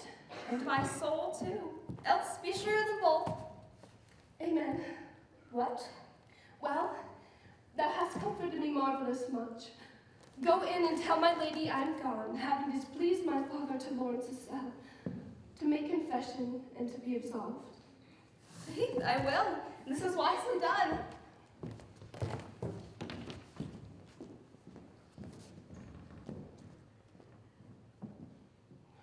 Ancient damnation, a most wicked fiend. Is it more sin to wish me thus forsworn, or to dispraise my lord on that same tongue which he hath praised him with above compare so many thousand times? Oh, go, counselor, thou and my bosom henceforth shall be twain. I'll to the friar to know his remedy. If all else fails, myself have power to die.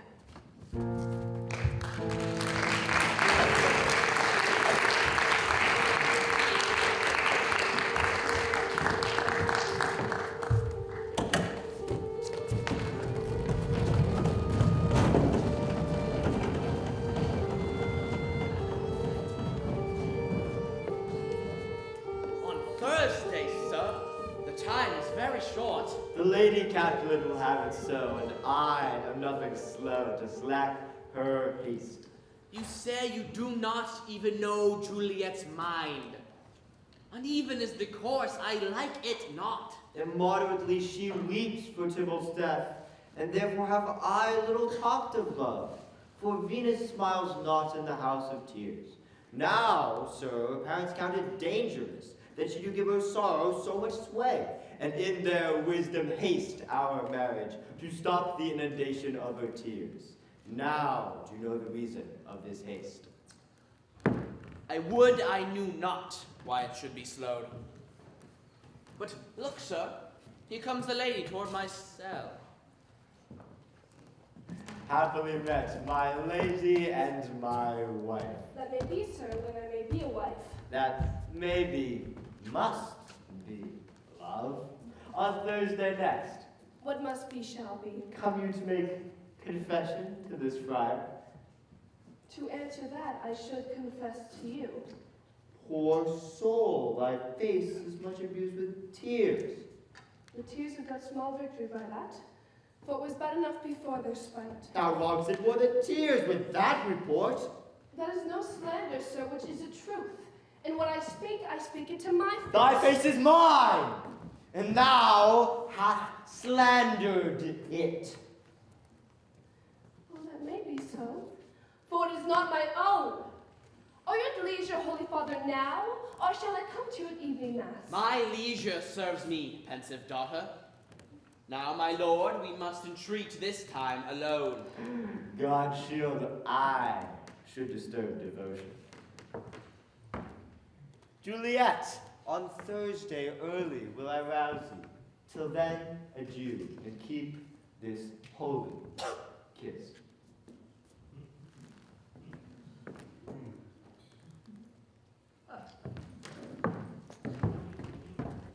There was nothing holy about that kiss.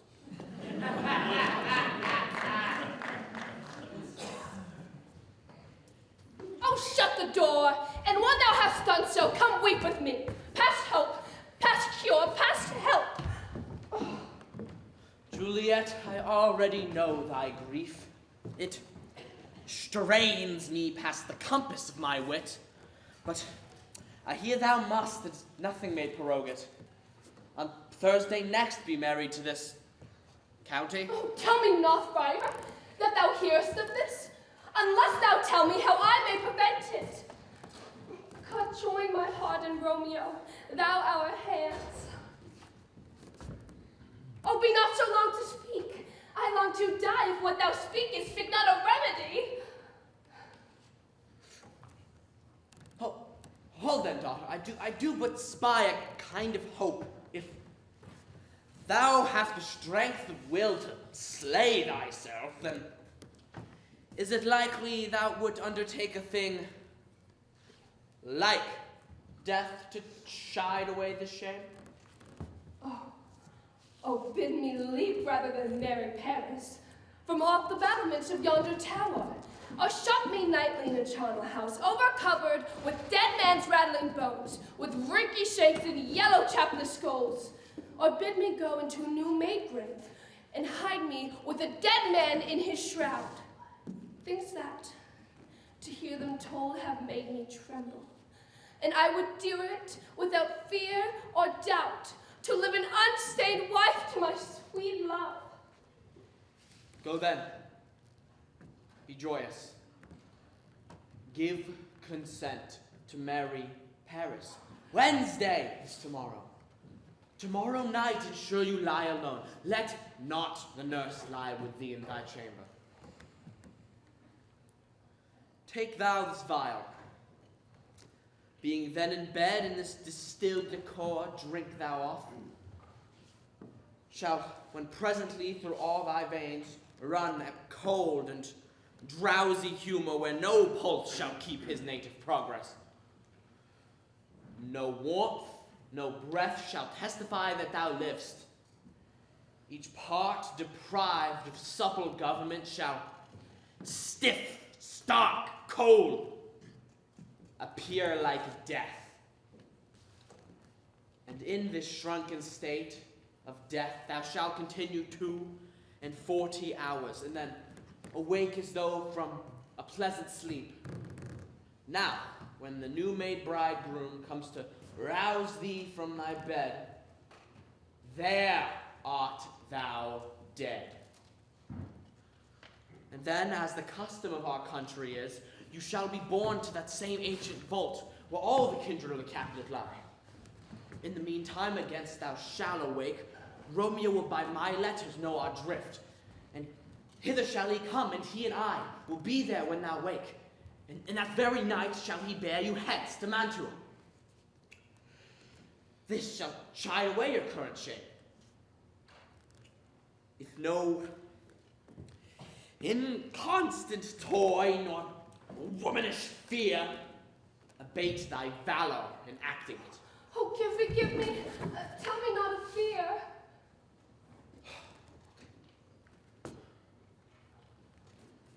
Be strong and prosperous in this resolve. I will bid a friar haste to Mantua with my letters to thy lord. Oh, love, give me strength, and strength shall help afford. Farewell, dear father. Friar John!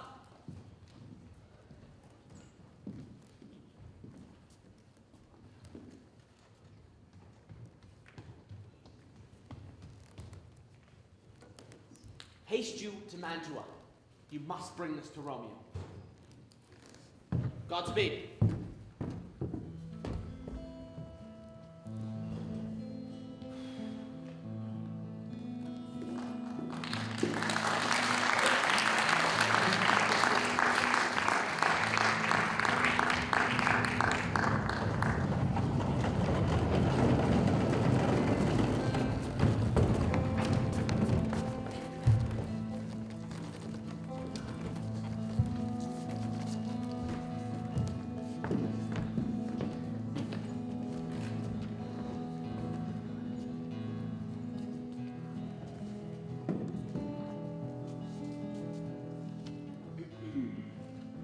Nurse!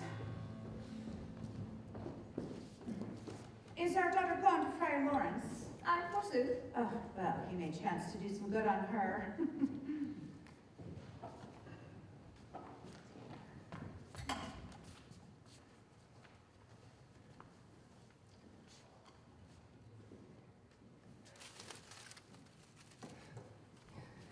See where she comes from, Shrift, with a merry look. Oh, now, my headstrong, where have you been gadding? Where I have learned me to repent the sin of disobedient opposition. I am enjoined by Holy Lawrence to fall prostrate here, to beg your pardon. I beseech you both. Henceforth I am ever ruled by you. Go tell the county of this. We'll have this knot knit up tomorrow morning. I met the youthful lord at Lawrence's cell, and gave what become love I might, not overstepping the bounds of modesty. Why, I am glad on't. This is well. This is as it should be. Yeah, our whole city is Friar Lawrence, so we are much bound to him. Nurse, will you go with me into my closet to help sort such needful ornaments as you think fit to furnish me tomorrow? Go, nurse. Go with her. We'll to church tomorrow.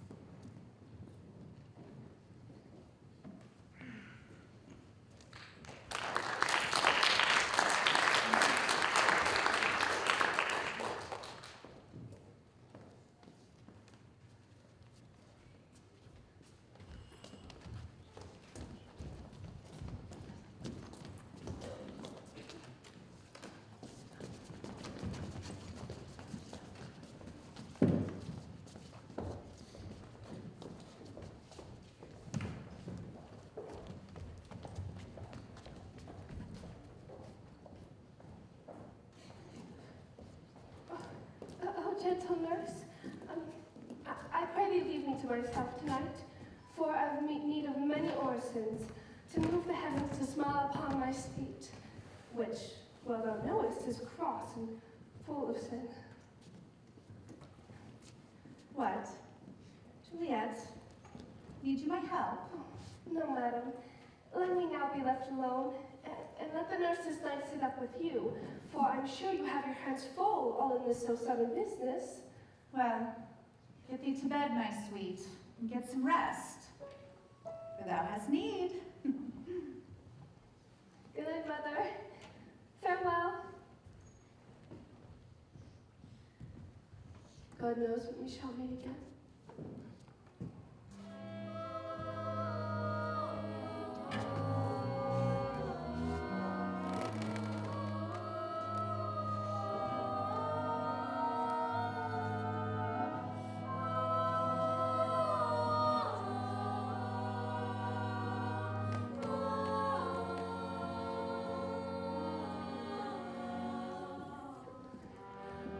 I have a faint, cold fear.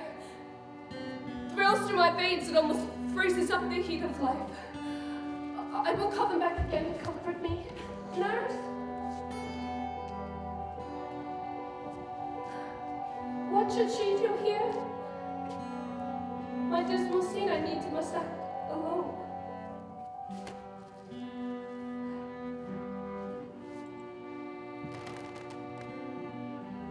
What if this mixture do not work at all?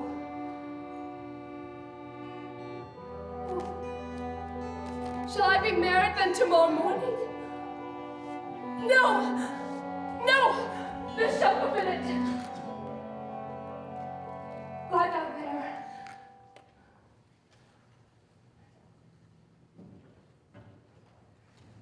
What if it be a poison which the fire subtly hath ministered to have me dead? Lest in this marriage he should be dishonored, because he married me before to Romeo. Oh, no, I will not entertain so bad a thought.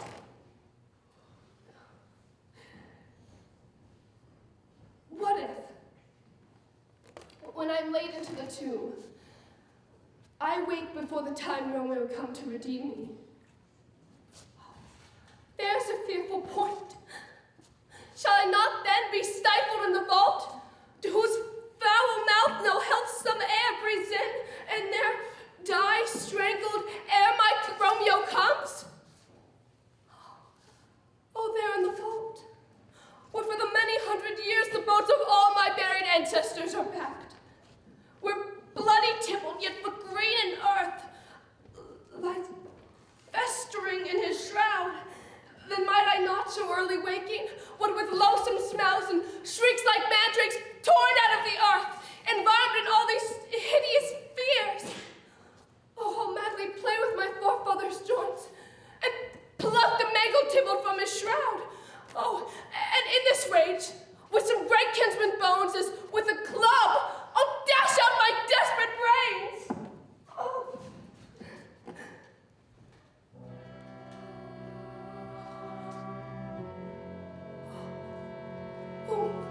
Methinks I see my cousin's ghost, seeking out Romeo, who did spit his body upon a rapier's point. Stay, Tybalt! Stay! Romeo, I come. This do I drink to thee.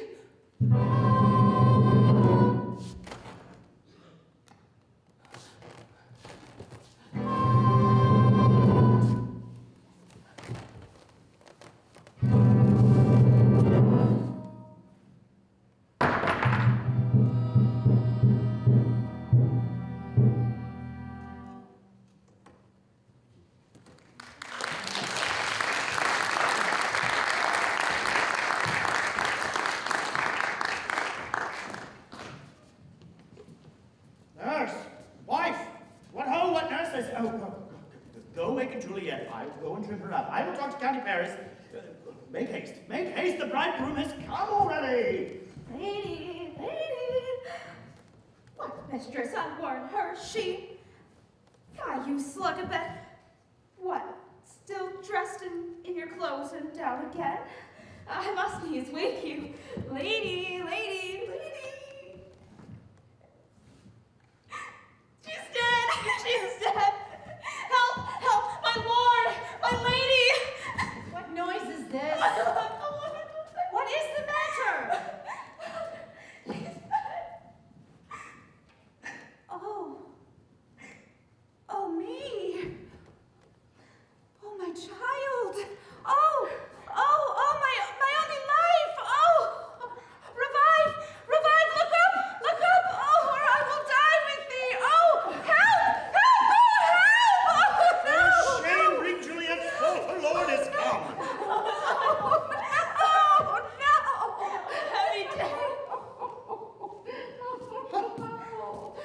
Let me look at her. Cold. She is cold. Her blood is settled and her joints are stiff. Life in these lips have long been separated.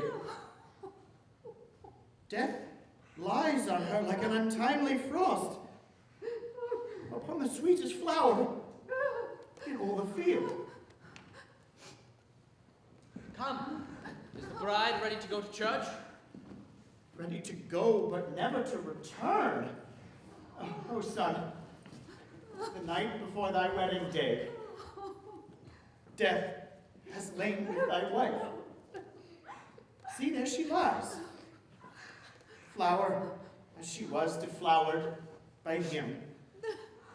Death is my son-in-law. Death is my heir. My daughter he hath wedded.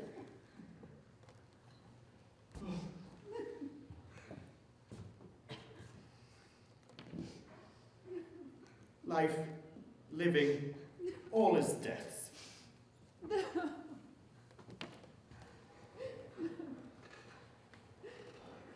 Have I thought long to see this morning's face, and doth it give me such a sight as this? Oh, but one poor loving child. But one thing to delight and solace in, and cruel death have catched it from my sight. Woeful day. Never was seen a day so black as this. Uncomfortable time, why comest now? To murder our solemnity? With my dear child, my joys are buried. Peace, ho, for shame. Confusion's cure lives not in these confusions.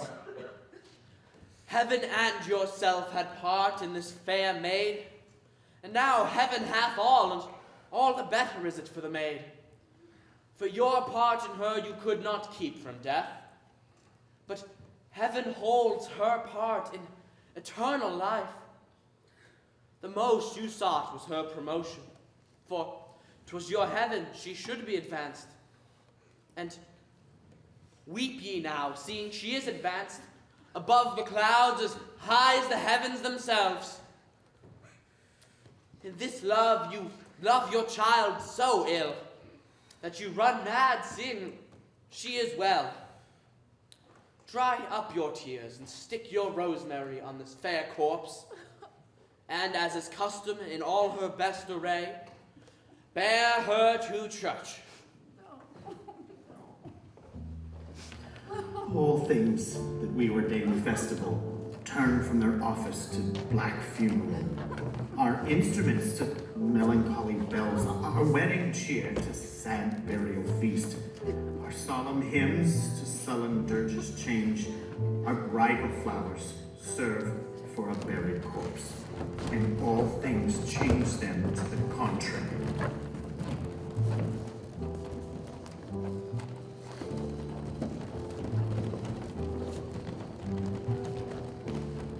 Sir, go you in, and madam go with. And go, Sir Paris. Everyone prepare to accompany this fair corpse unto her grave. The heavens do lower upon you for some ill. Disrupt them no more by crossing their high will.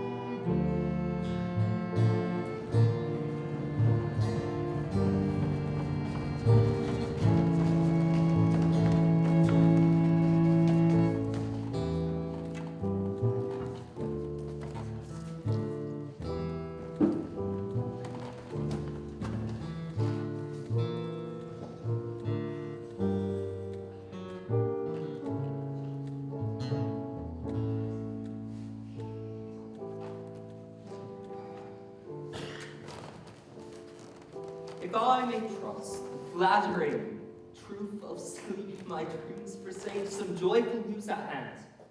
I dreamt my lady came and found me dead. Strange dreams that give a dead man leave to think. And she breathed such life kisses in my lips that I revived and was made an emperor. How sweet is love itself possessed when love's shadows are so rich in joy. Oh, news from Verona? How now, Balthazar? Dost thou not bring me letters from the friar? How doth my lady? Is my father well? How fares my Juliet? That I ask again for. Nothing can be ill if she be well. Then she is well, and nothing can be ill. Her body sleeps in the Capulets' monument, and her mortal part, with angels, lives. I saw her, laid low in her kitchen's walls by presently to hospitality. Oh, pardon me for bringing these ill news, since you did leave for my office, sir. Is it even so?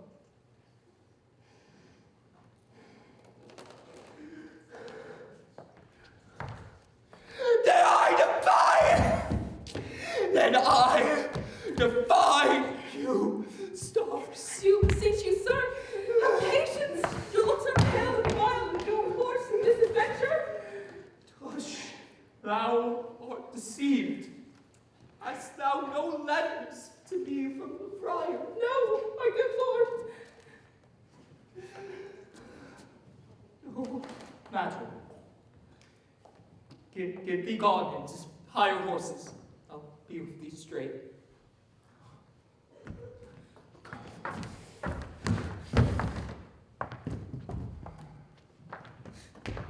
Well, Juliet, I'll lie with thee tonight. Let's see for means. Oh, mischief! Thou art swift to enter the thoughts of desperate men. I remember an apothecary's whereabouts he dwells, which late I noted in tattered weeds with overwhelming brows. Shaw, misery had worn him to the bone. About his shelves a beggarly account of empty boxes, green earthen pots, ladders, musty seeds, remnants of the pack threads, and cakes of roses were thinly scattered to make up a show. In noting this penury to myself, I said, if a man did need a poison now who sells present death in Mantua, here lives a caitiff wretch who would sell it him. Oh, this same thought did but run my need, and this same needy man was selling me. So I remember this should be the house. What ho! Apothecary! Who calls so loud? Come hither, man. I see that thou art poor. Hold, there is 40 diets. Let me have a dram of poison, such sweet speeding gear as will disperse itself through all the veins, that the life-weary taker will fall dead. The trunk may be discharged of breath as violently as hasty powder fire doth hurry from the fatal cannon's womb. Such mortal drugs I have, but Mantua's law is death to any he that sells them, sir. Art thou so bare, full of wretchedness and fears to die? Famine is in thy cheeks, need and oppression starveth in thine eyes. The world is not thy friend, nor the world's law. The world affords no law to make thee rich, then be not poor. But break it and take this.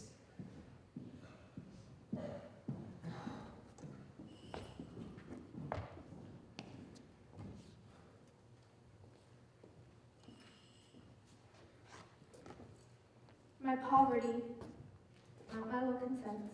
I pay thy poverty and not thy will. Put this in any liquid thing you will, and drink it off. And if you had the strength of 20 men, it would dispatch you straight. Bearest thy gold. Worse poison to men's souls, doing more murder in this loathsome world than these poor compounds thou mayst not sell. I sell thee poison. Thou hast sold me none. Farewell. Buy food and get thyself in flesh.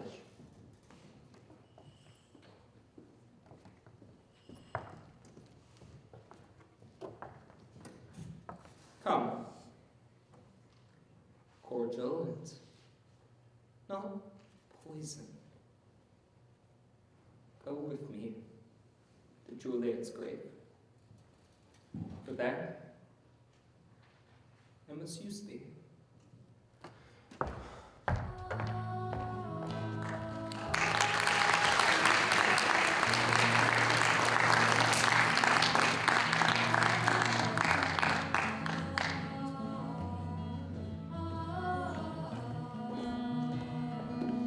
Holy Franciscan Friar, brother, oh, Friar Lawrence. The same should be the voice of Friar John. Welcome from Mantua. What says Romeo? Or if his mind be writ, give me his letter. Brother, I have no letter, nor did I deliver yours. My way was halted at a roadblock where they would not let me forth, so that my speed to Mantua there was stayed. Who brought my letter then? To Romeo? I could not send it. Here it is again. Unhappy fortune! By my brotherhood, that letter was not nice, but full of charge of dear import, and the neglecting of it may do much damage. Friar John, go hence and get me an iron crow. Brother, I'll go and bring it to you. Must I to the monument alone? Within few hours will Juliet awake. She will beshrew me much that Romeo hath no notice of these accidents. I will write again to Mantua, and I will keep her at my cell until she awake. Poor living corpse. Close the dead man's tomb.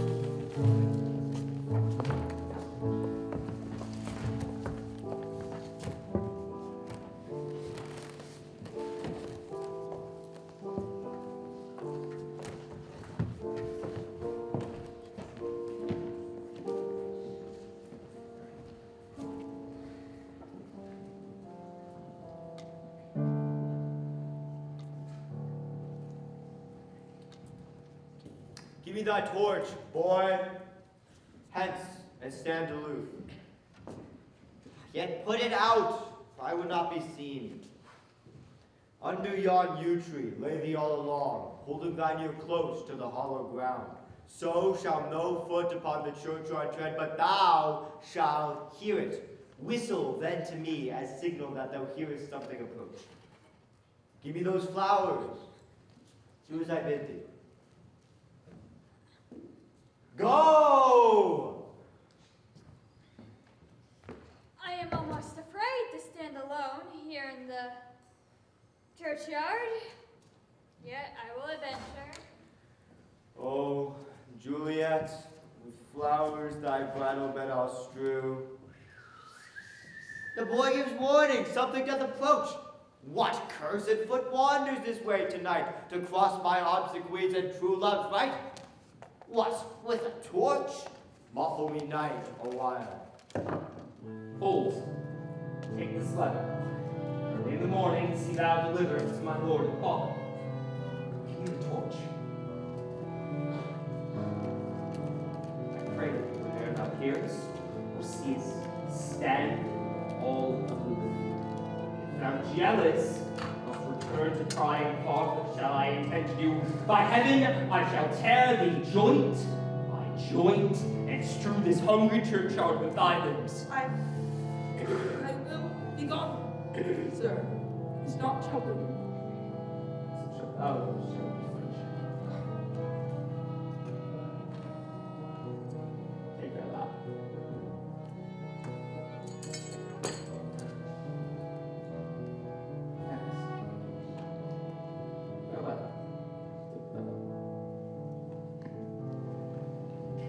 For all the same, I'll hide me here about.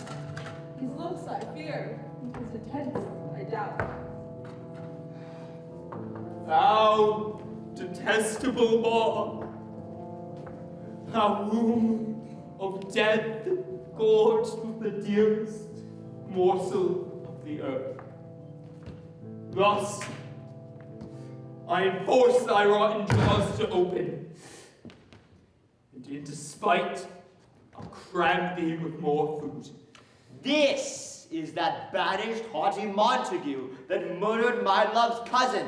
With such grief it is supposed the fair creature died, and here is come to do some villainous shame to the dead bodies. I will apprehend him. Stop thine hallowed toil, vile Montague. Can vengeance be pursued further than death? Condemned villain, I do apprehend thee. Obey and go with me, for thou must die. I must indeed, and therefore came I hither. Good, gentle youth, tempt not a desperate man by urging me to fury. Stay not, be gone, live, and hereafter say, a madman's mercy bid thee run away. I do defy thy conjuration, and apprehend thee as a felon here. Thou provoke me. Then about thee! Ah! Ah! Oh, Lord! Hey, what? I will go call the watch!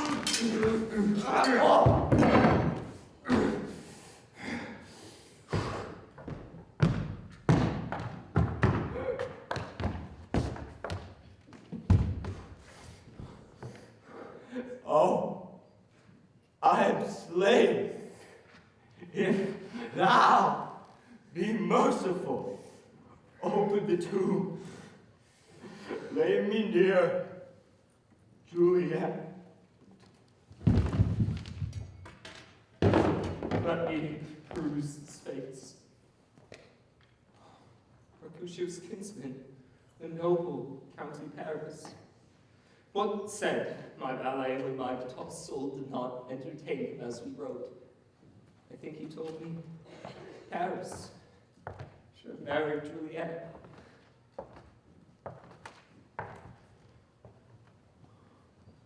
Oh.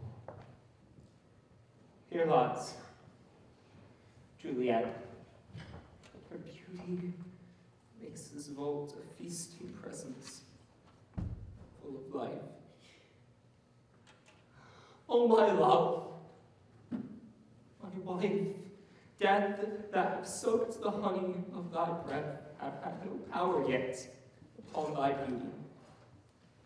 Beauty, thou art not conquered. Beauty's ensign yet is crimson, thy lips and in thy cheeks, and death's pale flag is not advanced there. Ah, Juliet, why art thou yet so fair? Shall I believe that unsubstantial death is avarice, and that the lean, abhorred monster keeps you here in the dark to be his paramour? For fear of that, I still will stay with thee tonight, and never from this palace of dim light depart again. Here I will stay with worms that are thy chambermaids. Eyes, look your last.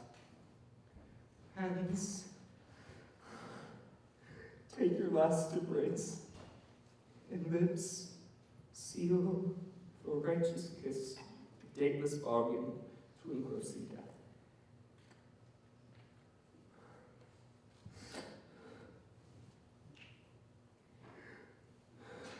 Here's to my mom!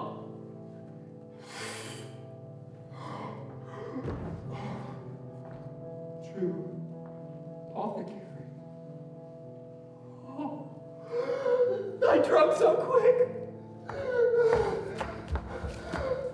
Thus,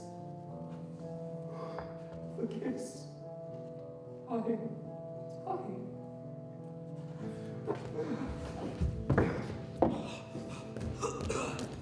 St. Francis be my speed.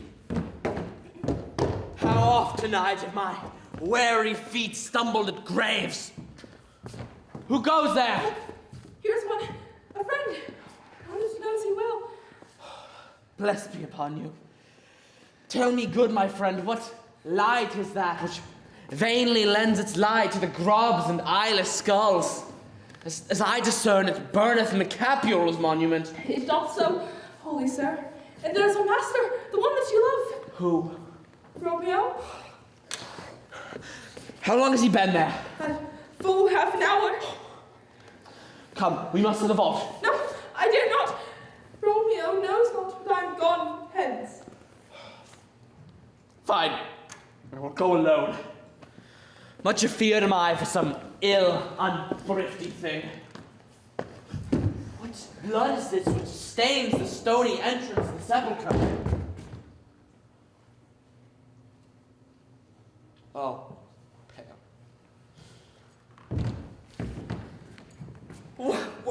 What an unkind hour is guilty of this lamentable chance! Perished!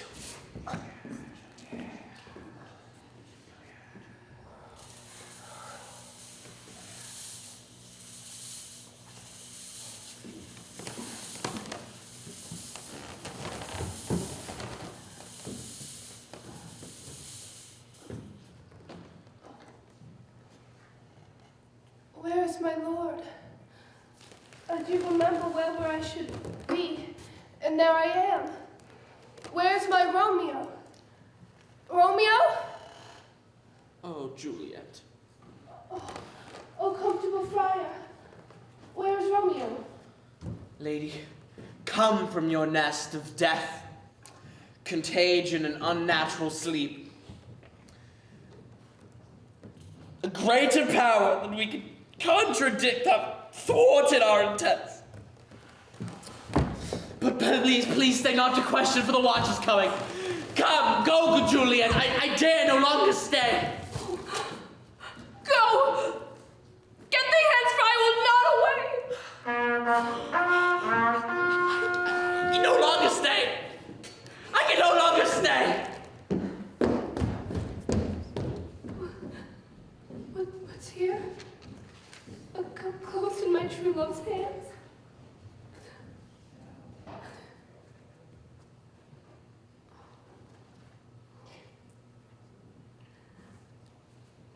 Poison. I see. Oh, hath been his timeless end.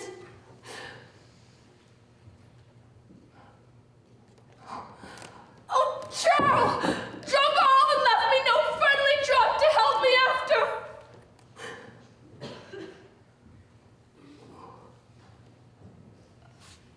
I will kiss thy lips. Haply some poison yet doth hang in them, to make me thou restored.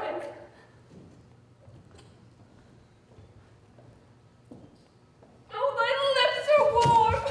Leave, boy, this way. Oh, ye noise. Oh, then I'll be brief. Oh, happy dagger.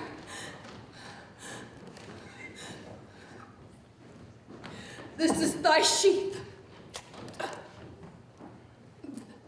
There rest, and let me die.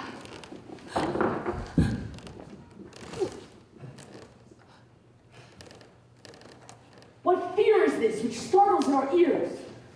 Come!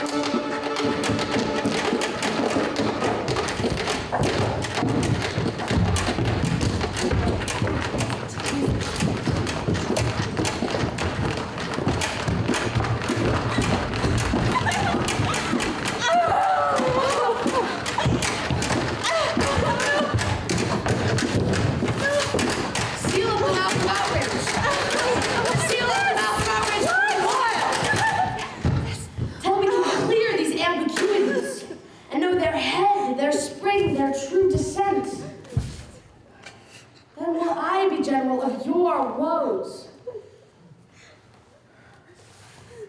Friar, tell us once what thou dost know. I will be brief. Romeo there dead was husband to that Juliet.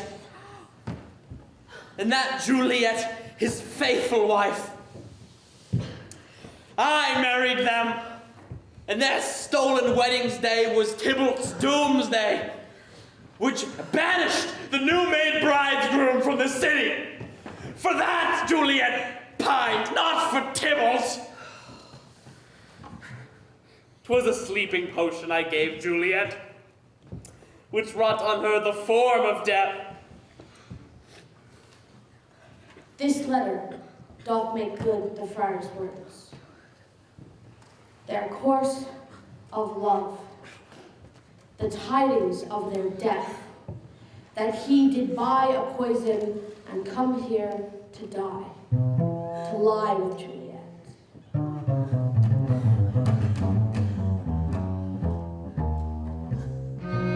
Where be these enemies? Capulets, Montagues, see what a scourge is laid upon your hate, and heaven finds means to kill your joys with love. And I, for winking at your discords too, have lost a brace of kinsmen. All are punished! All are punished! A glooming peace this morning with it brings. The sun for sorrow will not show his head, for never was a story of more woe than this of Juliet and her Romeo.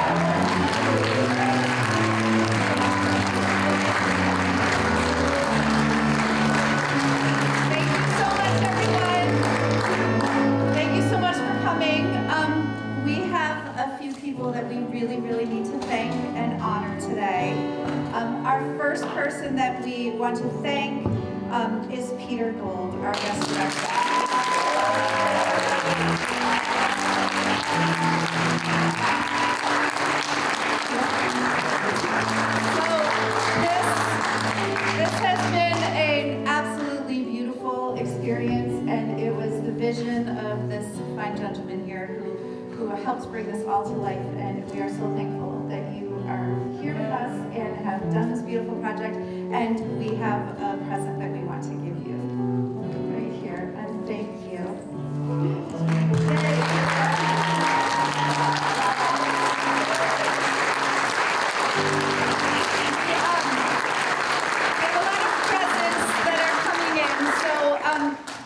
My name is Erin, I'm the director of theater here, and not always this dressed up. So I decided that what better time to honor our seniors today. We have two extremely special seniors that I would like to step forward, Ace and Kayla.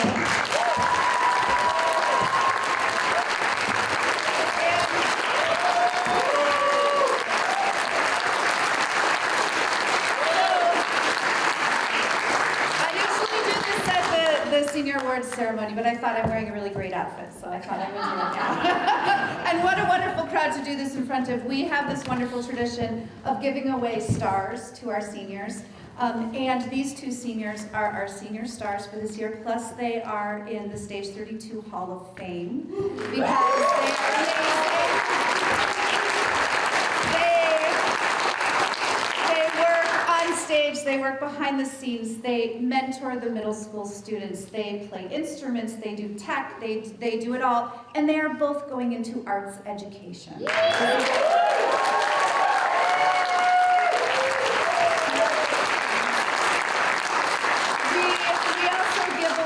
Stars to our adult leaders who have helped us tremendously, and so Peter, we would like to honor you. And luckily, I think we may still have Matt in the house. Matt Payne here.